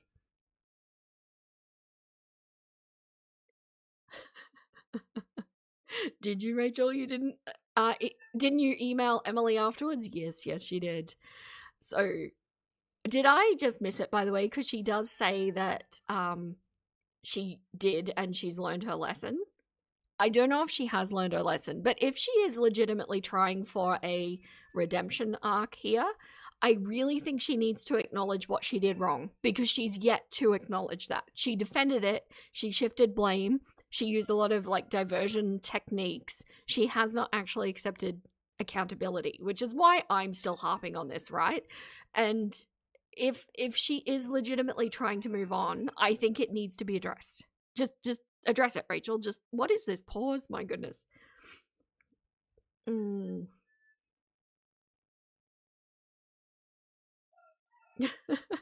You had so many tabs open you couldn't find the stream. We're here, Sunny. Follow my voice. I don't know. It's almost like, let's make content for content and not like, Pearadise has always been about positivity too. Like, we've always been about like, acceptance and like, hey, no matter what size you are, you should be accepted the same way as anybody else. Like, But also, I think part of the problem here is that this, looking at it from a somewhat feminist perspective, I suppose. Oh, I just clicked why that dot is annoying me. The dot on her face, out of the corner of my eye, it looks like my cursor, so I keep thinking my cursor's on her face. No, I hate it. How/why on earth has Emily been so quiet lately? Has she had her talking privileges taken away? Did Amber make her sign an NDA? Did Rachel threaten to release zesty phone calls with some extra pizzazz? Oh, I really want to see those flirting texts. I really do. They'd make us go, oh. Is this guy saying, well, I'm body positive and I think women should all be accepted no matter their body size, but the only reason he holds this opinion is because he's attracted to these women. So it's body positivity, sure, but it's because he has a fetish for people who are that size. It's not like he's out here advocating body positivity because it's just right and fair. No, that's his shroud. It's the way that he can divert any sort of criticism his way to saying, no, I'm here for body acceptance. I'm here to make these women feel accepted. And that woman that is his offsider, Rita, I think it was Rita, pretty sure, she is just as bad. She is evil not evil, she's a predator hiding behind the guise of something very positive, because women, while I don't advocate health at any size, I think that's scientifically not achievable, but I do think that throughout history, people have been talking about women's bodies and thinking that it's okay to talk about women's bodies far too readily, and it's why I don't focus too much on the physical side of things on my channel, right? Except Rachel keeps bringing them up. But I feel like that's been done throughout history. So the movement of body acceptance can be a really good thing until it's taken to the extreme, of course. But hiding as a predator behind that basically is like wearing a little immunity shield, because they can always throw that card. It's always there and you can't get around it. I mean, you can, but they make it so that that's all you're talking about. And if you're ever going to be addressing this kind of thing, you need to find a way to completely circumnavigate that issue. Ugh, yeah. Yeah, you're seeing it as a cursor as well. It's annoying. It's virtue signaling, but he's not body positive, no. And he is a predator with a paraphilic disorder. That's the reality of this. That any body deserves to be respected and accepted, regardless of its size and various other factors. He's just into it and he enjoys it and it gets his rocks off. That's why he's invested in it. It's not because of some deep moral stance. He's just horny. That's what I think anyway. He also, in the documentary, described his first revelation for this particular paraphilic disorder was when he went to Disneyland with his parents. And he's German, obviously, so they went to America on a family trip. And he saw a large girl there, and that was it for him. There was no going back, apparently. The weird thing about the documentary, though, I don't know if he misspoke, but the timing and the year that he described would have put him in his late 20s. But the way he was talking about it, being on a holiday with his parents and stuff, it sounded like he would have been in his late teens. So perhaps he misspoke the year, or perhaps this man went on a family holiday to Disneyland at 27 and discovered he liked larger women. I don't know. You should have the same rights, you should have the same duties, you should have, you should just be treated as another human being. That's what our thing has always been. But he doesn't treat them as another human being. He treats them as a piece of meat who he's attracted to. I get it. He does. At the end of the documentary, when he thought the recording had stopped, he called them bitches and whores. I'm sorry, but any man, actually any person that is going to reference the women like this, that's not seeing them as people. That is dehumanizing them and being so disrespectful. He absolutely sees them as his property and able to do anything he wants with them. And you get like, I've seen this part, and this is like why I also wanted to hop up here and say hi, and how we've been talking and stuff. I see the hate that you're getting. I see the reaction videos and the YouTubes and stuff. And I always think to myself, is like, this girl is out there just trying to find her way or whatever. Mm-hmm. I do know, Lee, yes. Body positivity got co-opted from fat acceptance, and if you know the history of that, it was created by people like Stefan. Exactly people like Stefan. It was so men could feel like it would be socially acceptable to go out publicly with women of this kind of size. It was always a fetish. And there are people literally like monetizing off of you. Like, just she's not God, so patronizing. She's not this girl out there trying to find her way. She is a individual who effectively runs and has run a very successful YouTube channel, which operates like a business in the sense that you make the product, you publish the product, you make money from the product, from advertising, you take your profits. It's her job. So this is the difficulty, and I think the parasocial element, I'm putting the mouse down for this, I'm cracking my knuckles. It's like, stop it. I always say it. this, but I hate it. Shush. The reason YouTube is so complicated and weird. Shut up. I hate it when she cracks her knuckles. I hate it when she sniffs. I hate it when she burps. I hate all of the obnoxious sounds that I've had to listen to going through all of Rachel's videos. It's just, ugh. It is because when you watch it, you think you're looking at somebody's actual life. We think we're seeing Amber's actual personality and her actual day-to-day and her actual life. But we're not. What we're watching is a monetized piece of content that she has decided to sell as a thing to make money from. So this guy's like, oh, you're just a girl sharing your experiences and trying to make it in the world. No. Can I also highlight that I really hate Stefan's language? He calls them girls all the time, and I just can't help but feel that it's his way of infantilizing them to the point where they're not even seen as independent, sentient adults that they are. I hate it when people call women girls. I know we call them girls, because that's the name of the community movement, but when you have, especially a man, I don't know, saying girl for a woman, these women are all in their 20s and 30s. They are women. You'd hate being in a room with you crack like a glow stick. I don't mind the noises in life. I hate them on videos. I actually, I was, as you know, a little bit mucousy this morning, and I was having trouble with my nose. I was blowing it, and I actually said to Mr. Chukin, I don't want to be the person who's sniffing all over the live stream, and so I wound up putting some Vicks under my nose, and it fixed it. But yeah, no, noises on the videos I don't love. You point out problematic language like simple leftist or gaslighting, using gaslighting wrong. Yes, and actually one that I've just had brought to my attention as well is trauma bonding. So trauma bonding is kind of a word that people are using. It's like, oh, we go through a similar experience, and so we all get bonded from that experience.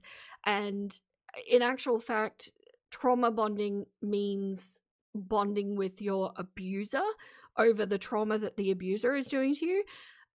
Bonding over a shared traumatic experience is what we're referencing when we talk about it. So yeah, I thought that was interesting, but yeah.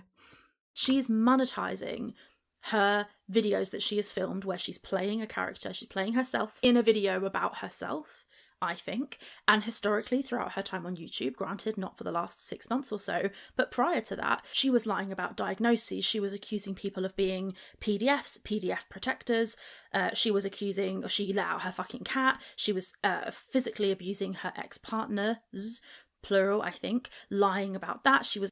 I missed it, and because I was too distracted looking at the clucking light on her face.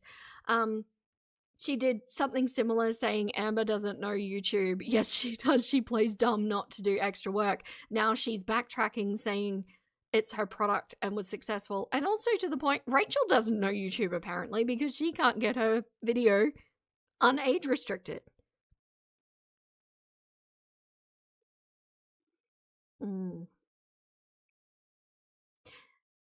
Trauma bonding is a a manipulation tactic, you're right, and there's a whole lot of victim blaming language too. Yeah.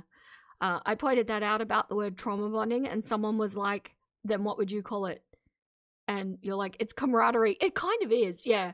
But the actual wording is bonding over a shared trauma experience. It's not as catchy as saying trauma bonding, but I'm guilty of having misused that. I have learned now, so, but I'm not gonna get persnickety. I think everybody knows what we're talking about when we say it.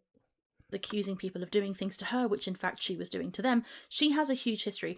She's lied to, gaslit her audience. She's completely taken her success for granted, etc., etc. It's not like she's just this girl who's just trying to make her way on the internet. No.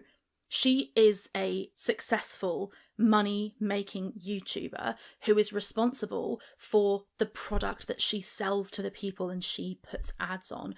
It's not... It tricks you, TikTok and YouTube, into thinking that she's just a girl. I'm just a girl. I'm just filming myself. It's not... I'm just being me and showing it on the internet. No.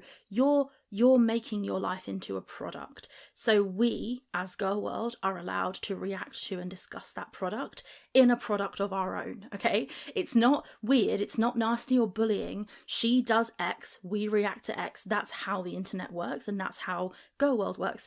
We're allowed to comment on what she puts publicly on the internet. She put it out there. If somebody writes an article or writes a book and publishes it, you're gonna get critique. That's how this works, okay? It's not bullying. She's awful. So anyway, sorry, soapbox. I've picked up the mouse again. We'll carry on. Hosting you. Yeah. And it's like, what's crazy to me is like, the reason why I got demonetized from YouTube is talking about my weight loss, you know, my design and whatever. But reaction channels are able to talk about it, but I wasn't allowed to. That's not true. Apathetic Facts had a video taken down literally the other day, and they posted this community tab about it, and they said, this is bullshit, I've worked on this video and it's been taken down. So they did have a video taken down for this exact thing, so you're just talking out of your crap. Also, it's different because when you consider the community guidelines, basically what YouTube is having a problem with Amber for is glorifying the condition, right? Reaction channels, generally speaking, although we need to very much watch our language and watch how we're saying things, we are usually not glorifying it, right? By the nature of Girl World, we're usually bringing criticism to the people who are part of it. So by its very nature, we're speaking against it. YouTube's bots are very contextual. It's why I can say something like binge watching videos and have absolutely no problem, but using that particular word in context of something else, I will get slapped with an age restriction. And it's important to understand those differences. So while, yes, we're talking about Amber still doing all the things that she was talking about, on the one hand, she's exhibiting that this lifestyle can be so fun and so happy and, like, look at everything that I can consume. And we're going, well, this is not healthy. This is why it's not healthy. It's totally different. Now we react to you, Rachel. Oh, don't we ever? I know, it's in her mouth. I know, I can't not look at it. It's very distracting and very distressing. It's a me problem. Total predator behavior. Oh, he's not into the conventional beauty standard. He speaks up for women that look like me. He says I'm beautiful. He relies on chicks that never hear that, and then he strikes. Exactly. Vulnerable persons in a vulnerable situation, possibly having been vulnerable for their entire lives, and he is exploiting that. He is a predator. Hello, Kiss. I'm so glad you're back to be annoying. Yes, the girls normalize their behaviors, but the reactors instill reality on the situation. Yes. Even if it is in a sassy way, it is what they're doing. This time with ice cream, an upgrade.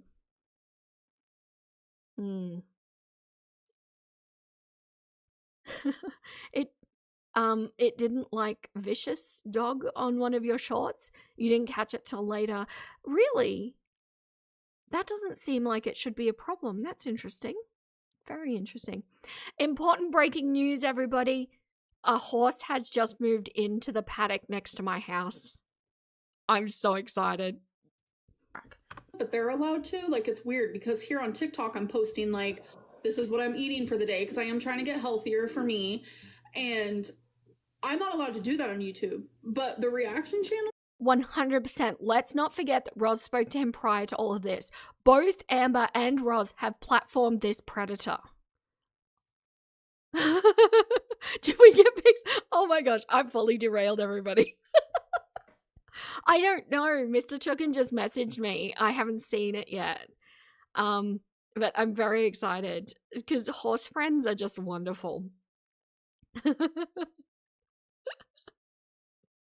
I'll take pics. I don't even know whose horse it is. I think it's the people who run the sheep on this farm. They are just their sheep here, and I'm pretty sure it's one of their horses. But you know, this horse unfortunately is not going to be living with its owner, so it's going to need some attention, right? And we don't want to leave horses alone for too long. They're social beings. We need to give pats. I don't know if they have a coat on. It has been cold, hopefully. But yeah. Hello, Tay. Hi. First time in, welcome to the coop. But yeah, anyway, I will put photos on the Discord of this horse that is not mine, nor have I ever met.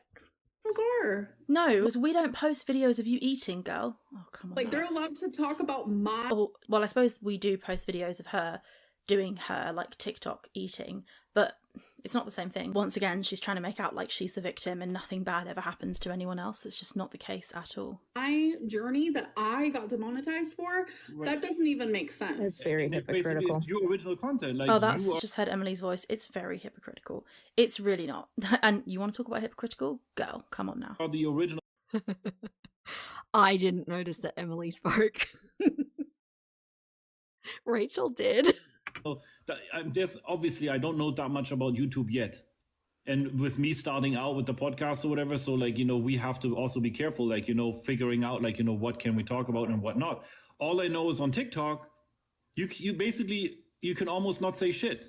Like, yeah. Anything you say, you get a fucking warning or you get a violation or you get like whatever. Like, I can say, yesterday I was in the kitchen washing dishes and I got a violation for nudity. And I was like, how many of you guys are in the kitchen washing dishes right now as you listen to this video? Comment down below. Okay, TikTok, okay. That makes no sense. The whole time I was under the impression that on YouTube you can literally, like, it's free speech. You can say whatever you want. You can do whatever you want, like, as long as it's obviously legal and as long as, like, it's not, like, blatantly bullying. Well, that's not the case because you're posting content that was encouraging an unhealthy or displaying unhealthy patterns of eating. I agree that it's not fair whatsoever the way that the policy is imposed, right? So if this guy Stefan was live and he was washing dishes literally and he got a thingy for nudity, sure, that's not right. That's not a correct application of the policy, right? It's probably just a mistake from AI or something like that. However, it's not perfect, but it's certainly better than it was. I do think YouTube needs to make it more fair across the board and apply these. Yeah, so one of the things that's happening at the moment with YouTube, I've got my finger on the pulse, I'm telling you. I try things for science and I observe things. They're tweaking their AI system at the moment, so it went a little bit haywire. It was looking for, quote, AI slop, which I guess is just where there's no human interaction at all. Like, it's been scripted by AI, it's an AI voice, it's AI imagery and things like that. Anyway, it struck a very long-lived and very beloved large channel for that reason and basically deleted the whole channel. And it is human driven. I think it's even human art and everything. I believe there's no AI involved in that channel at all. So now an investigation is being done with the how AI is looking at this. And the problem with YouTube is that even on the like when you appeal it, it's still an AI looking at it. So it's essentially AI monitoring AI, and it's problematic. It really needs a human at some point in there. So this kind of thing is known to be an issue at present. But can I just say with Stefan, I don't necessarily trust him to be a reliable narrator with this. He's sitting there saying that he was just washing dishes in the kitchen and he got hit for nudity. Okay. But he's also here saying that he got dragged onto the LCU by Keem and that he got pulled into Girl World, and I don't know. I haven't seen the video, but I don't trust Stefan either.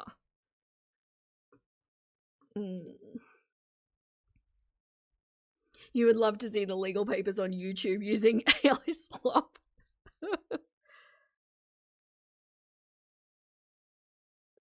Wasn't it previously banning one of... Oh, yeah, Destiny. You're talking about Destiny. That was one time. That wasn't AI. That was facial recognition. So YouTube now uses... what's the term? Bio... something? I don't know. Face recognition data. Yeah, it thought she was underage. That was only one time, though. It hasn't happened since. It was quite a while ago. But yeah. Rules with more nuance and not just have AI intervention and then AI checks in to get an actual human to look at it. It is really difficult. I'm not saying it's perfect, but I'm saying it's certainly better than having complete and total freedom to post whatever the heck you want on YouTube, as long as it's... Well, that brings up the interesting question of censorship and where you sit on censorship. And Miss Philosophical Queen over here is clearly demonstrating that her degree is going to good use by saying that this is the way it should be. Is it? Is it, Rachel? Really? Look, both sides can be argued, and I actually kind of touched on this in my last video. It's like, overall, if I had to umbrella term it, I am against censorship because it is a slippery slope when we start giving private companies or governments basically discretion as to what we can and can't see. It starts to get really sinister when history starts being rewritten and things start getting hidden so that you can't find them, and it's a problem. But having said that, YouTube is also a platform that is accessible by vulnerable people and children. So should there be some sort of censorship? In a perfect, absolutely perfect world, I would want to say that it needs to be on the parents to censor things for their children. We don't live in that world, unfortunately. So I do think that perhaps the companies are put in a position where they have to step in. But yeah. She does. She sure speaks a lot in a lot of absolutes for a philosophy major. She really does. Yeah. Part of me would love to have a philosophy debate with Rachel. She's kind of actually almost everything I've heard come from her mouth, almost everything, flies in the face of a philosophy degree. Although, having said that, I do admit that I definitely come from a little bit more of a perspective of Eastern philosophy, for sure. It's just what resonates with me, but I haven't studied it. I don't have a degree. It's just a personal interest of mine. But she studied philosophy in a Western country, which they can tend to err on the side of Western philosophy, which is a little bit different when it comes to the questioning. Like the heavy questioning is more in the Eastern side than the Western side. But having said that, it's not exclusively Eastern either. No, she's just not a good philosopher. I'm sorry. AI monitoring AI. What kind of bullshit metaverse is this? Well, yeah, that's pretty much what we've got at that point. Yeah. Be careful what you wish for, Vera. No, I can't interact with Rachel directly. It's against my own little set of ethics that I've got for my channel. She is unfortunately the poo at this point, so I can't. There won't be a debate, but part of me would really love to. Yeah, you think there should be a balance in the censors? Like, yeah, we shouldn't be showing people passing or, yeah, explicit imagery, but needing to censor our language in an educational purpose is annoying. I agree, and particularly on that point, Lee, like, I have done in-depth medical perspective educational videos on the experience of having conditions. right? Specifically Eugenia's end of the condition and the like. It is medical information. YouTube has a section on the checklist of what is contained in the video to say this is medical information. Like, I cited sources and everything. It was medical education. And under that selection, it says that they're going to allow a lot more language to be discussed. It's, you know, there's more realm in which things can be said compared to if it wasn't education. It makes no difference. I literally tested it. One upload with that selected, one upload without it, the same video, same outcome. They don't weigh that at all, even though it's there. But yeah, that's my rant about YouTube. We have 14 minutes left of this. We can do this, my nuggets. It's not bullying, because there's stuff that isn't bullying that still shouldn't be on YouTube, you know? But I'm actually shocked. I'm shocked to hear that. Like, I did not know that you got demonetized for something that, like, completely innocent. Like, you know, eating or talking about... I mean, it wasn't, because she was... I can't really get into the specifics of it because I don't want to get myself in trouble, but she was talking about the specifics of her experience with consuming too much, you know? About, like, yourself. I mean... You're going out there and you're telling everybody, like, about your eating habits. Let's call it this, to be completely politically correct. Like, your own eating habits and how you're trying to deal with them and what you're trying to do. And for that, you get demonetized? Yeah. That's good. Yummy. 14 minutes left. I have not derailed this stream enough, and Vera is being actually focused. We did have a How Smart Roosters Are tangent. You missed that. I'm sorry. Someone bring up a chicken fact, quick! So if you don't like it, it is what it is. Them's the rules. Take it on the chin. Don't fucking moan. Just stop doing it and do something else. Just victim, constant victim all the time. The rules might not be perfect, but you can still act within the rules, right? You don't need to throw your fucking toys out the pram and make out. Yeah, there's a lot that Amber could do that wouldn't be in breach of the rules, but anything to do with food, exercise, or I would even go so far as like her try-on hauls, anything to do with that needs to not be mentioned on her channel. It's too subjective and like up to interpretation when you start getting the mass amount of reports, which Amber is inevitably going to get. It makes YouTube then have to go, well, yeah, no, it is kind of glorifying the situation, but there is so much in Amber's life that she could be filming that is not those things. Amber looks bored as hell. Not gonna lie, kind of my face right now too. Not talking to you guys, but when watching Rachel.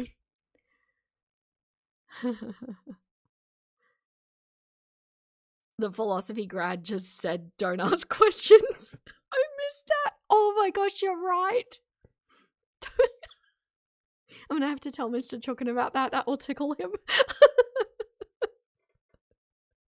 This video should actually be a 4-hour stream. You're actually focused today. You're right. You're right. Because it's an hour-long video. Yeah, you're spot on. Hello, baby girl. Welcome in.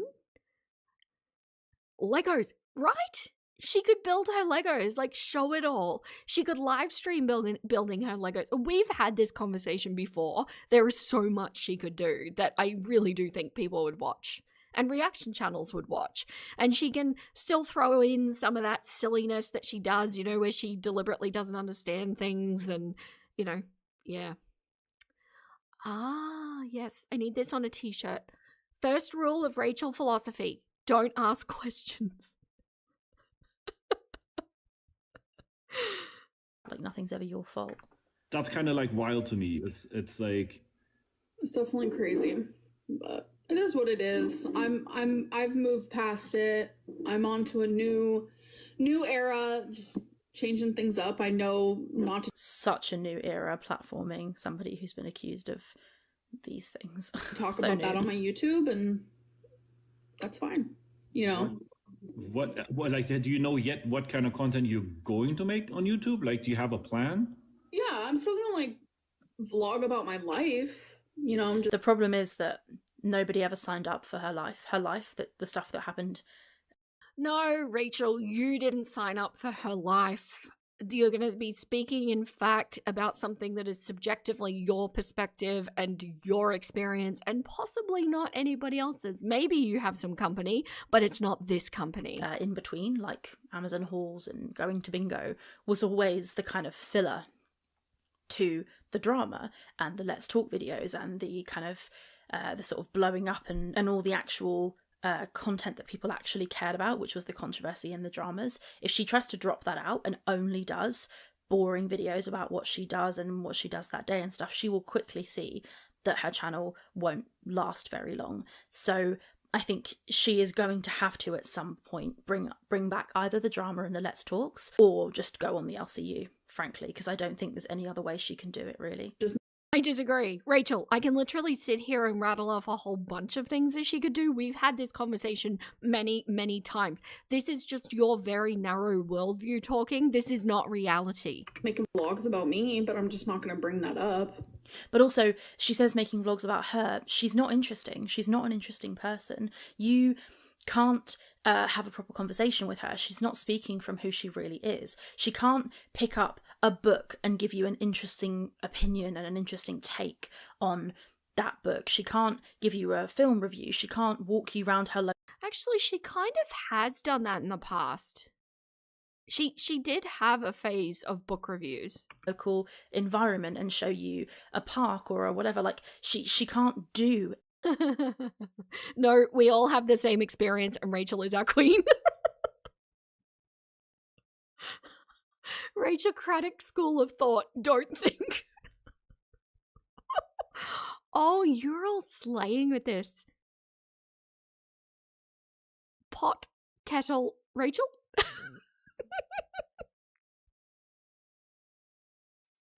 Rachel's teaching. No, you didn't. Have a question? No, you didn't. Have a different perspective? No, you didn't. Oh, no. Yep. Yummy, we need photos of Vera. I have a namesake and I'm so excited. It was poetic, wasn't it? Anything because of her size, but also because she's just not that smart. She's not that good of a communicator. So the content will lack a certain spark or. She doesn't need to be, though. You've all seen how much nonsense there is on the internet. Amber could absolutely make this work. Rachel has a stance of being well articulated, as hopefully do I, although I do forget words regularly.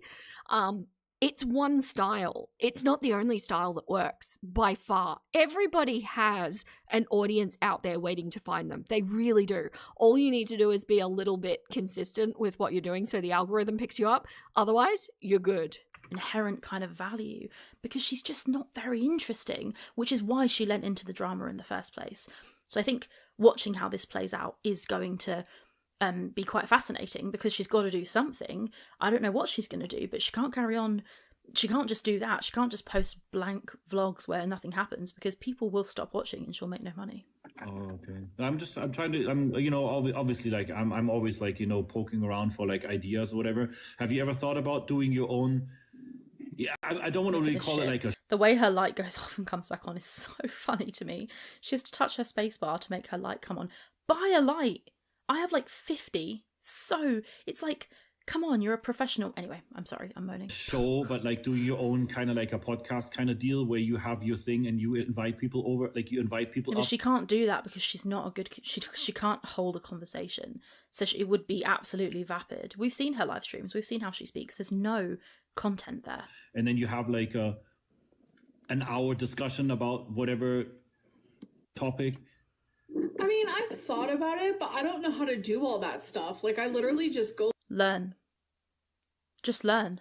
Learn. It's your job, right? It's potentially your livelihood. It's the longevity of your career. Just fucking learn a new skill. Why is she so lazy? Live from my phone. Like, I don't know how to like do like the Discord, go live through that. Like, I don't know any of that. So learn. Fucking hell. Just, oh my God, she's so dumb. Type of stuff. So, I would have to have someone else like that I trust, like wholeheartedly, like run it for me. Okay, I do agree with what Rachel said there, but can we be honest? There is no difference with Rachel sitting there saying, "You are so lazy, just learn a new skill," and me sitting here saying, "You are so lazy, just read the terms of service on the platform that you're trying to make a career on." Maybe make a career, that might be an assumption. Like, there's no difference. These two people are the same people. Rachel commenting on Amber's lighting while she has that dot on her face. And can I just say, Amber is in a live stream, so she is a little bit more restricted about how she can move around, what she can mess with, and all of that. Rachel is on a pre-recorded video. It's worse. Oh, yeah. Learn, says the woman who couldn't have been bothered to watch a Netflix documentary. I feel personally more upset about the fact that she didn't learn how to monetize her video on the platform that she's been on for like 12 years than not watching the documentary. It's a bit nested. It is. Okay, so who wants to call me out on something that I'm not learning, that I'm calling out Rachel for not learning while she's calling out Amber for not learning? Go nuts. I feel like. Or you could just, okay, I've said it already, but you know what I'm going to say, right? You could just fucking gain a new skill, upskill yourself, make yourself more valuable. She wants to sit around having no skills but still make money. Right, like an LCU. Every now and then Rachel will do this kind of little awkward thing that she just did where she looks to the side, she slightly turns her body, and she's started doing this since she gained weight. I'm wondering, or at least dialing in on, that it's actually an anxious response, that she knows she's being hypocritical in the moment that she's talking, and I think she just did it. Yeah. I'm too self-aware for this. Yeah, we will. I don't know what it is, but I will. I feel like there might be something around the tech diff issues.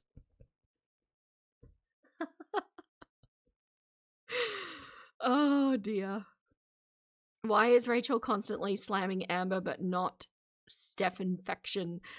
She kind of, yeah, it is more focused on Amber, isn't it? It really is. But it shouldn't be. It's a good point. Where's Emily? Did Emily go?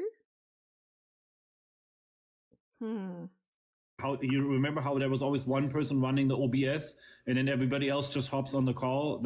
Yeah, and remember how that OBS person was really highly valued because they had that skill of running OBS? Crazy, huh? I actually had the same sentiment about Roz because she made Remily make her a Discord. Like, I learned Discord on the fly while I was making mine, and then I accidentally made it live when it wasn't supposed to be, and people just started going in there, and I'm like, oh well, we're doing this together now. I learned it on the fly in a couple of weeks, and I still have some knowledge gaps around like the monetization version of it. Like, you can boost it and stuff like that. I do have a knowledge gap around that, which has just been a time issue that I haven't gotten to researching it. But these platforms, they're not that hard to learn. OBS is probably the least user-friendly of all of the streaming software, but it's still, there's so many tutorials. Like, YouTube is an abundance of information that you can pretty much just look up anything you could possibly want to learn. You're trying to think Vera doesn't mention her degree as much, probably because Vera doesn't have a degree.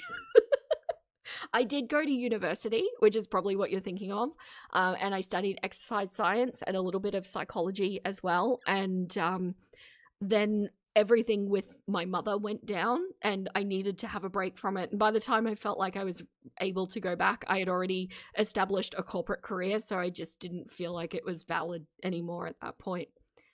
But yeah. Yeah, sorry, Vera. I use you as a tutorial on what to do, not what not to do. Oh, Isabel, that's a lovely compliment. I do make mistakes though. I really do. I try to self-correct relatively quickly.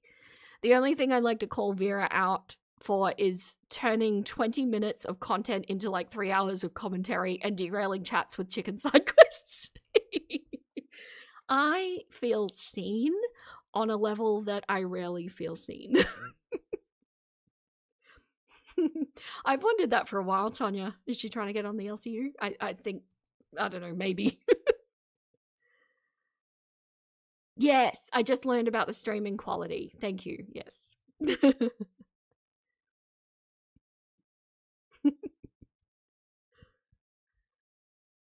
Oh, really? So glad Vera went live tonight. I've had such a horrible week, and chatting with y'all makes me feel so much better, and I feel seen and listened to for once in your life. Sorry, thanks. Y'all rule so hard. I love that community. I'm so sorry having a rough day. I am also delighted that you can find comfort in this community. It's a really awesome community. Yeah.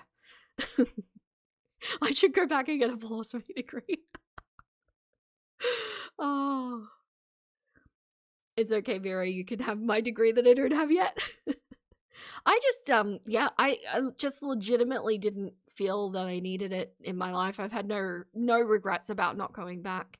It was the right decision for me at the time, and I think it was the right decision for me to not continue it. Yeah. But yeah. Like so convenient. Like that's the part I really liked. All I needed to do was fire up my my Discord, go in there, just like a regular video chat, and boom, it was on YouTube. Yeah. Yep. I mean, somebody says, for the love of God, don't do Discord. What's the problem with Discord? Because when she had her Discord, it was so incredibly badly managed, as we've discussed, which is what Rosie's gripe with her was. Itself is just a platform. It's a tool. Like, you can do anything you want on Discord, pretty much. I mean, again, you know, they have guidelines and shit, but like, hi, Yoshi. Yummy, I was just thinking about what you were saying about how I can turn a lot of content into, or a small amount of content into a lot of commentary. Can I tell you all a secret? So I know vaguely about how much raw footage I need to have for the length of stream that I want to do. Like, for example, today I came in with an hour worth of footage for a 3-hour stream. We're going overtime. I knew that was going to be tight, and I knew that I would probably go overtime. But sometimes, we move through the content a little bit faster than I anticipate. And there have been a few times where we've gotten like 15 minutes towards the end of the video of the raw footage, and I still have like an hour and a half worth of stream that I wanted to fill, and I think, oh no, it's not going to be enough. I'm going to finish too early. But inevitably, we have never finished early. We just chat and chat and chat, and it always fills the time. It's hilarious. I feel like this is my superpower. Well, yeah, no, I'm honestly just curious, and I have made it my mission to not let anybody, like, you know, taint my opinion or like bias me or whatever, because I've been on the receiving end of that for too long. It's like all this bullshit that I'm seeing. Oh, you poor little sausage. It's so hard to just keep your opinion, isn't it, on the internet? On YouTube and all the shit that the reaction channels constantly post, and I'm like, you know what? I don't care. I don't care about this whole girl world. You clearly do care, though. You clearly do care because you're talking about it. If you didn't care, you just crack on. Oh no, he wants it. It's not even a I don't care thing. He likes it. I'm sure of it. Why would we ever finish early? Always late. Actually, can I get some credit? Because on the last stream I did, which was Monday night for me, possibly Sunday for many of you, we finished 5 minutes early, okay? Okay? If we ever have time to fill, let's look up chicken breeds. And it turns out many of you just want to talk about crafts too, so we could definitely talk about crafts. I have done many crafts. Hello, Doxy Hula. College is not for everyone. Some of the most intelligent people you've met have no college degree. You feel like the US and other countries have sold young people a bad set of goods with academia. I kind of agree with you. So since I was quite young when I went to university, and since then I have been diagnosed with dyslexia, and also have learned how to work with the neurodivergent, set of traits that my brain has. And looking back at it, I do best in creative environments where I can set my own challenges and, succeed in a different way. When it comes to something that is structured like university, this is just me personally, because I do think university can be a beneficial thing for a lot of people. I found that, one, I was failing all of my exams but acing all of my essays and research assignments, and that's the dyslexia. So that was constantly putting me behind the 8 ball. And two, having a set of time limits on something, although I can excel in it, it doesn't make me happy at all. So I think it's learning who you are and working with yourself and knowing whether or not that's going to be a good decision for you. Don't get me started on the fact that we expect 17-year-olds to know what they want to do for the rest of their lives and know who they are and how they work. It's way too young. But then the way the cost structure works, that you kind of have to do it young so that you can get any sort of benefit from the financial outlay that is in front of you. But yeah, that's my rant. I don't think it has any bearing on intelligence or even education, because you can continue your education unofficially without having a degree. You just can't necessarily practice it legally.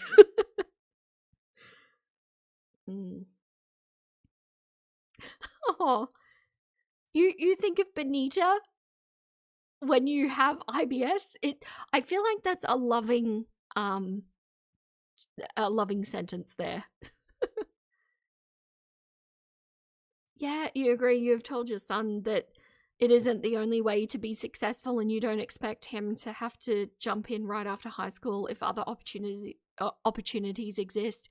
I don't like that societally this world, sorry, chair wiggle, looks down on trades, because the reality of it, when you're looking at trades, like, firstly, there are some solid careers that can be had from trades. And yes, they work hard with their hands, but having worked with both my brain and my hands, it doesn't necessarily mean that they're working harder or, doing it tougher.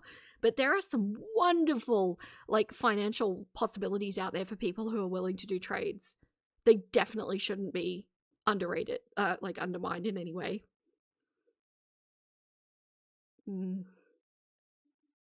But yeah, it's not for everyone, and I don't think it should be seen as looking down on anybody if they don't have it. And look at Rachel. Don't go full Rachel. Stuff you don't care about, you don't mention. If you bring it up, you care, clearly. So thanks for the shout out, I guess. Whatever the fuck happened in the past and all the allegations, all that kind of shit, I'm like, leave me alone with this shit, because I've been... So you don't care about allegations and stuff that happened in the past? That's crazy, right? Oh no, I've had serious allegations leveled against me, but it's in the past, I just don't care. Him and Amber should get together. Tommy should drive Amber's ass up to fucking Pearadise, drop her off and drive home. Although she wouldn't be able to leave once she gets there, because that's like fucking Disneyland. Oh, 24 Carat. You're in school becoming a midwife. That's so important.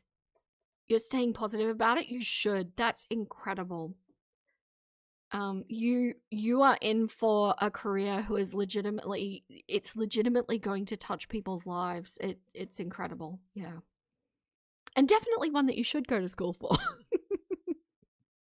Maybe don't just read about that one in a book.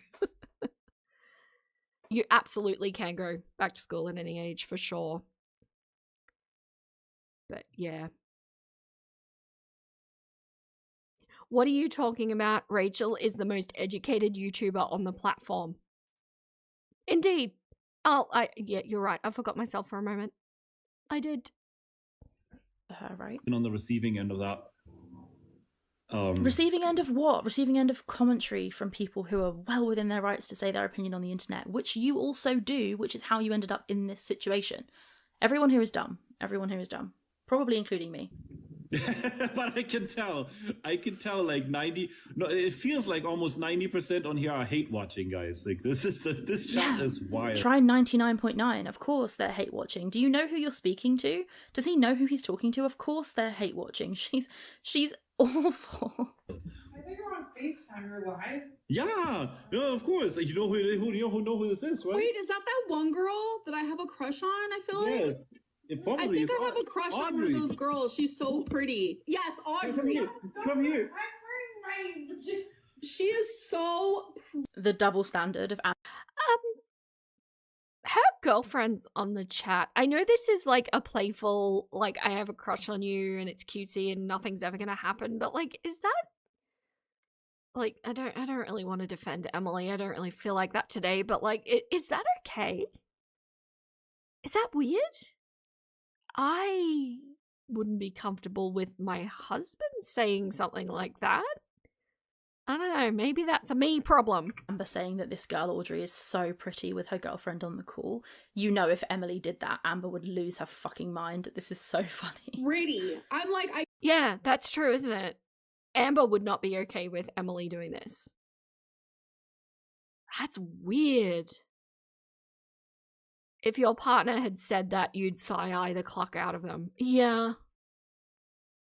You would be mighty uncomfy if your husband was saying that. It would be worth a conversation, wouldn't it? I think. I cannot. I literally cannot.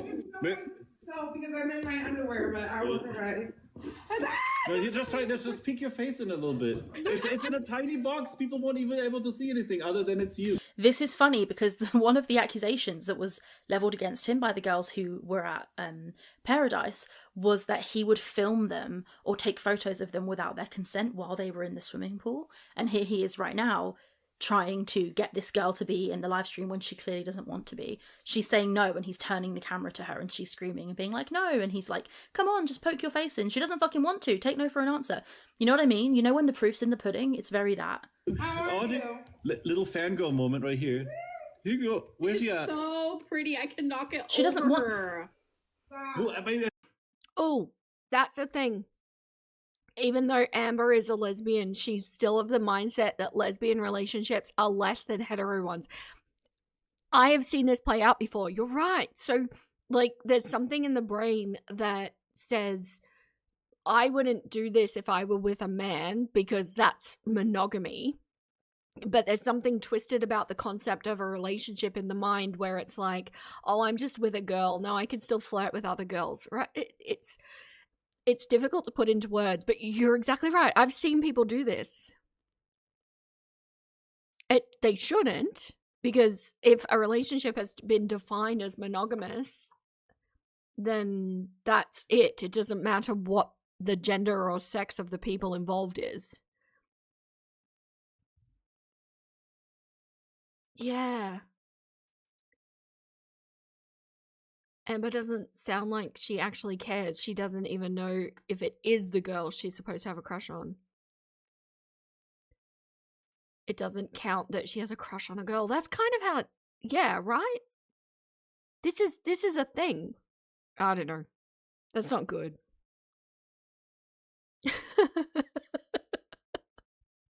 She's just a 34-year-old teenage girl. Give her a break. You're right.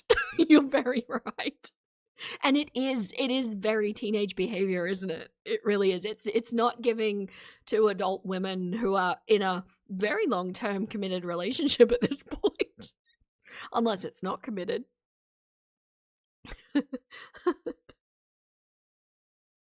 Oh no. Come on. She's just flirting for work. Yeah, Rachel has no problem with that. And if you have a problem with that, then she thinks you're weird and objectively wrong. Who isn't fangirling for Audrey? Okay. Bro. Thank you, hon. You're pretty too. Thank you. I love your little makeup that you're doing, your little wing eyeliner. Oh my gosh, the makeup. Yeah, this is worth considering too, Heldal. It might be an acceptable behavior in their relationship. You have a feeling that Emily and Amber both quote crush on other people and discuss it. It may be fine, and if that has been a discussed factor in the relationship, it might absolutely be fine. It wouldn't be fine in my relationship from either side. It would be inappropriate.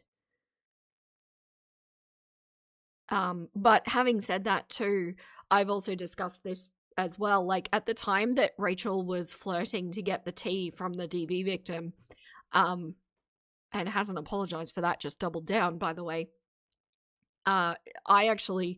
I turned to Mr. Chukin and I said, how would you feel if I was flirting with one of the girls to get some extra information for my channel?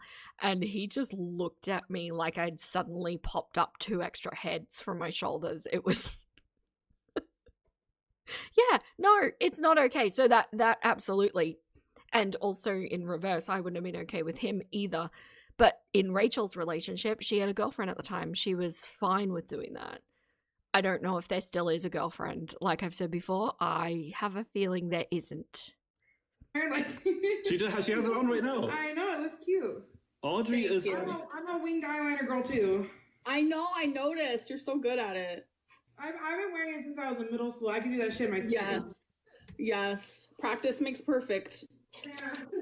Oh, for sure. I actually have no smart commentary to say to that. Like, her winged eyeliner, sure, it's pretty sharp. She doesn't have to lose in every area, right? I actually really like Amber's eyeliner. I always have. I think she does it really well, especially accommodating for the fact that she has a like a hooded eye. I also have that, and I find it very difficult to do a decent looking wing that doesn't just look like a silly little swoop. But yeah, no, Rachel, like she looks really uncomfortable giving Amber any sort of compliment.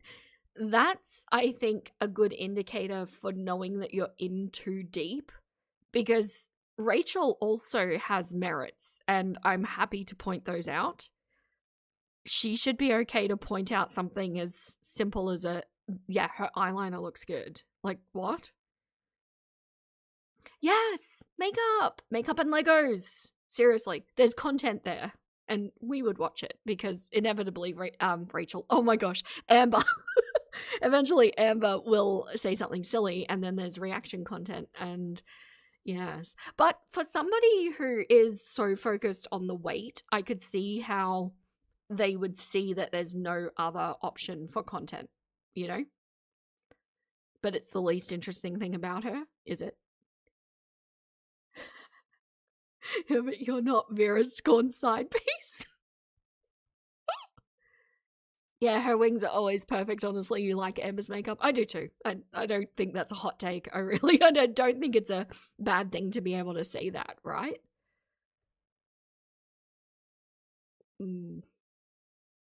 Oh, Amber does the extra sharp Mean Girl wings. We used to call it in high school. Mean Girl wings. I want Mean Girl wings. Instead, I just have chicken wings. True, she does have a very steady hand. Yeah, it is a lot of practice though, isn't it? Hello, Matt and Ches. Welcome in. You need to come over. I would if I was closer. Shit.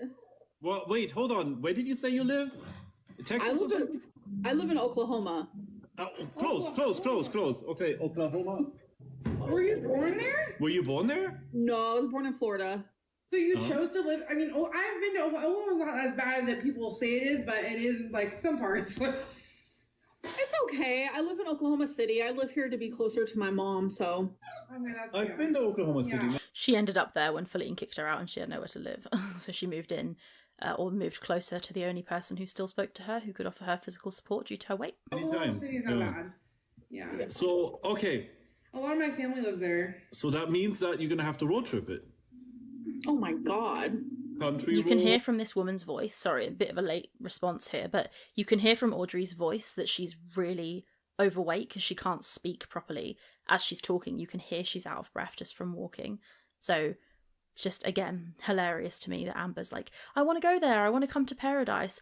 Pearadise is not the place for you. You know what the place for you is? The gym, doctor.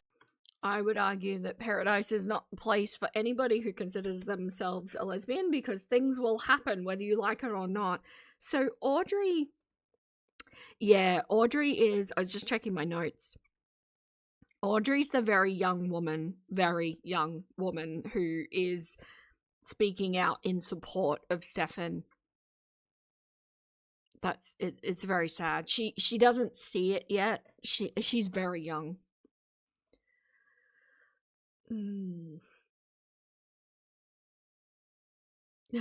I just know Rachel is insufferable IRL. The thought of her as a colleague makes your eye twitch. Oh, I would not get along with her. No, I'm with you there. Yes, clicking on everything except what I want. The place for her is impatient. Yeah. You talk to people every day for a living and you've never been able to determine someone's weight? Yeah, no. Maybe that's just a Rachel thing. Cramblings, you're back. Is work getting in the way?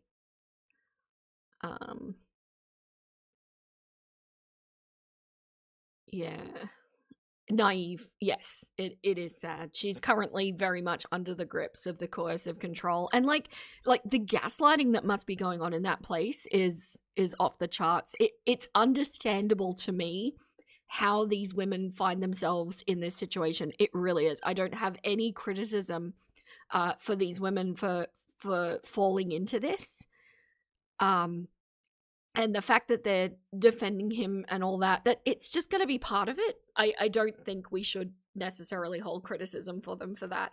All we can hope is that they will see it and extricate themselves at some point.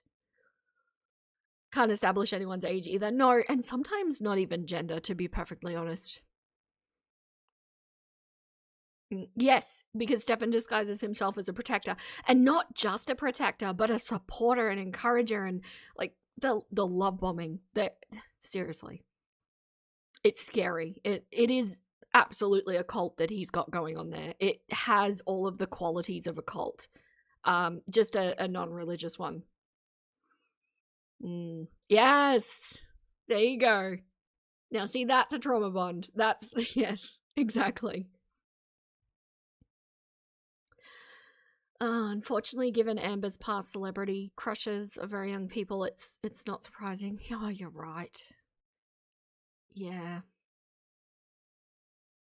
Why do people keep talking to me at work? That's all confidential.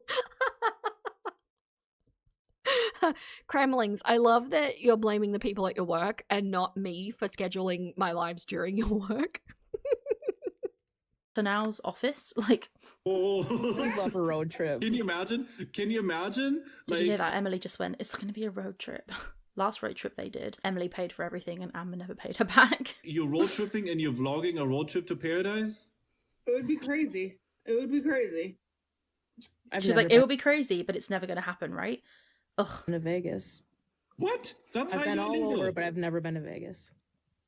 Okay. Yeah, you guys need to come. I mean, He would be the one to take me. yeah, by all means. I mean, So Emily would be the one to take her. So drive over to the house of your £519 girlfriend, pick her up, drive her to Pearadise, which is a place that has known accusations of being completely revolved around feederism, trying to get the people that live there to gain, more weight, to a man, Stefan, who's been accused by multiple people of inappropriate, coercive, and otherwise illegal, wrong, etc. Yeah, you would essentially be driving your girlfriend to be SA'd. That's essentially the scenario here. Behaviour.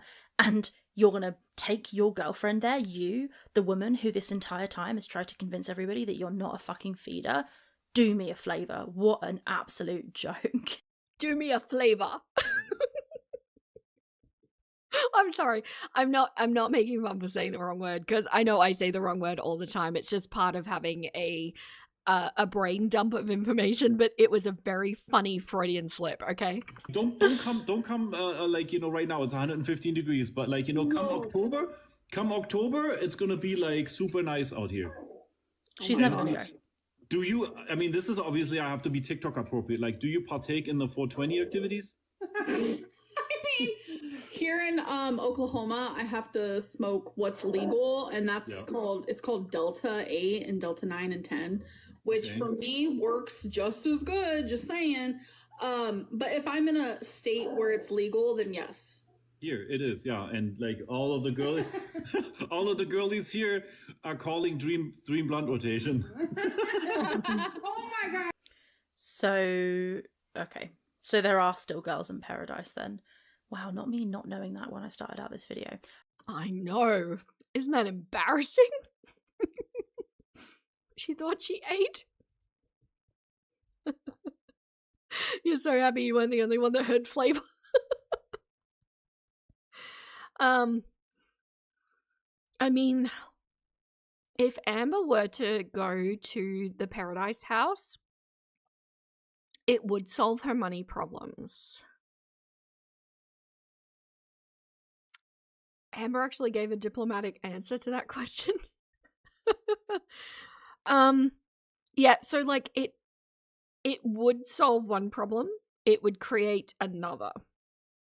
But like all of the women that he invites, that they don't all live there. Sometimes there's just guests that will stay for a few months at a time and then leave.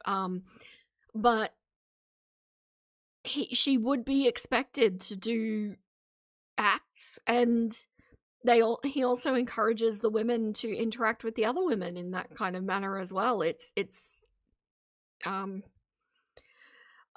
would be a hell of an arc for Amber. I hope she doesn't do it. Yeah.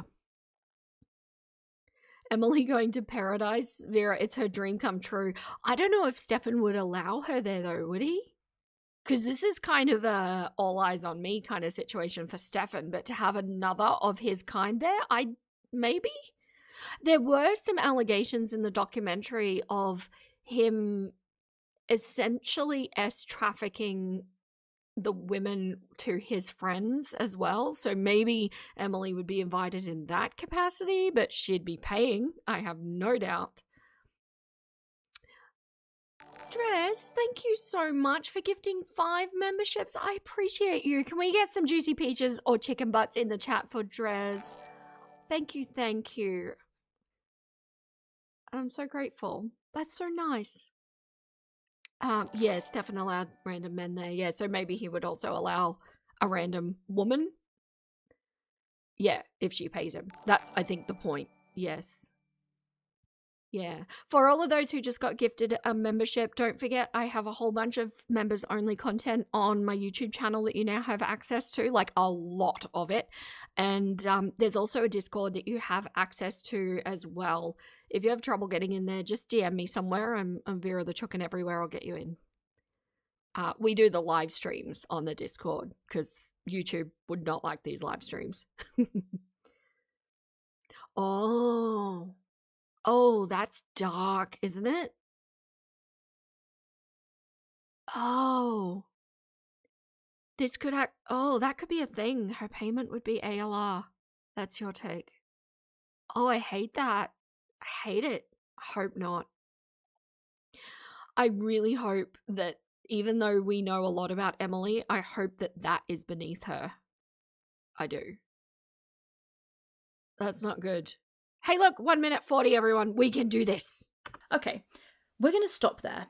So she's having a lovely, lovely chit-chat about how nice it would be for her feeder girlfriend to drive her to Pearadise, the home of feederism, so she can gain more weight and hang out with a man who's been publicly accused multiple times of inappropriate behaviour with women. And her girlfriend who's going to do the driving is somebody who's been trying to tell everyone that she's not interested in feederism. Right, got it. And Amber says who she wants to believe all victims and who supports women's rights and supports women in general, and is interested in losing weight, wants to go to Pearadise. Right, got ya. Well, that was a crock of old fucking shit, wasn't it? Goodness me.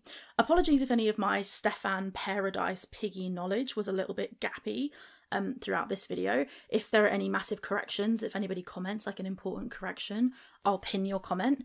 How does one correct this? There is so much. You would be there forever.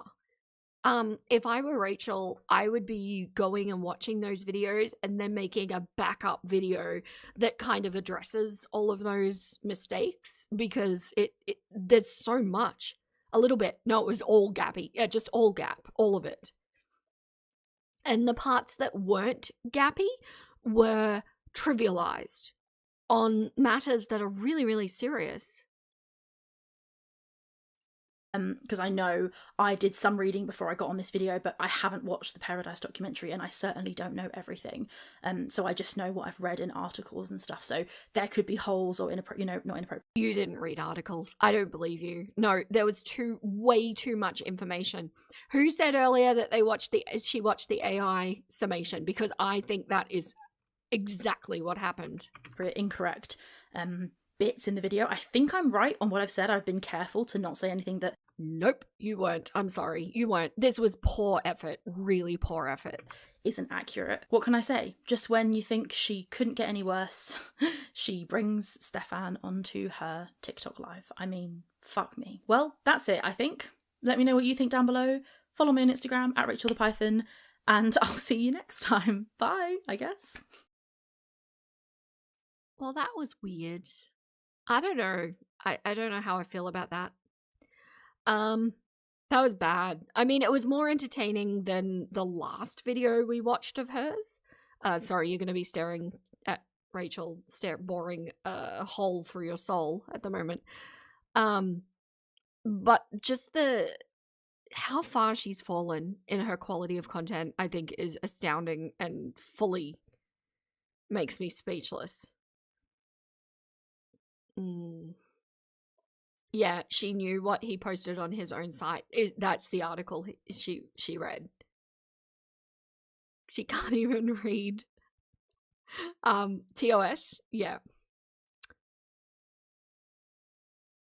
Did Rachel just admit that she doesn't know everything? I guess people can change. Oh, look.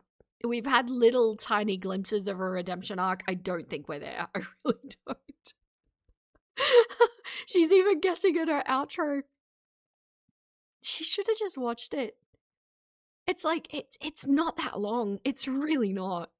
I was actually disappointed when I downloaded them ready to stream. I was disappointed how short they were. It was nothing. And it did kind of gloss over a lot of topics, but it did highlight at least enough, I think, to give us an idea about what was going on. You still don't like Rachel, that's how you feel. That's okay. But hey, can I also say, if you're out there and you do like Rachel, that's okay too. I'm not here telling you can't like her. I'm just going to be here to highlight how ridiculous she is at times. Until we get a redemption arc.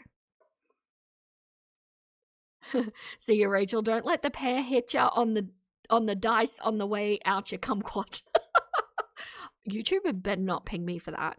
It's a fruit, okay? Okay, everyone. I'm thinking that we might have a little Rachel break, and maybe return to Roz. But if you're interested as well, there might be a little update on Hungry Fat Chick as well. So maybe that, but Roz has been a little bit ridiculous in the couple of weeks that we've had a break from her, so we might be able to catch up with all of that as well. We shall see how we go. Also, for all of the members who just came in on this live, we're starting a new show on the Discord as well. So we're going to be doing Kitchen Nightmares next, and I have so many thoughts. I so love that show. It's going to be a lot of fun. A lot of behavioral analysis-y stuff, I expect. But yeah, thank you so much to everybody who chatted, and thank you to all of my mods who came in. Thank you, big thank you to all of the replay nuggets. But for now, that is all the clocks I have left to give. Stay golden, my little nuggets, and I'll catch you next time.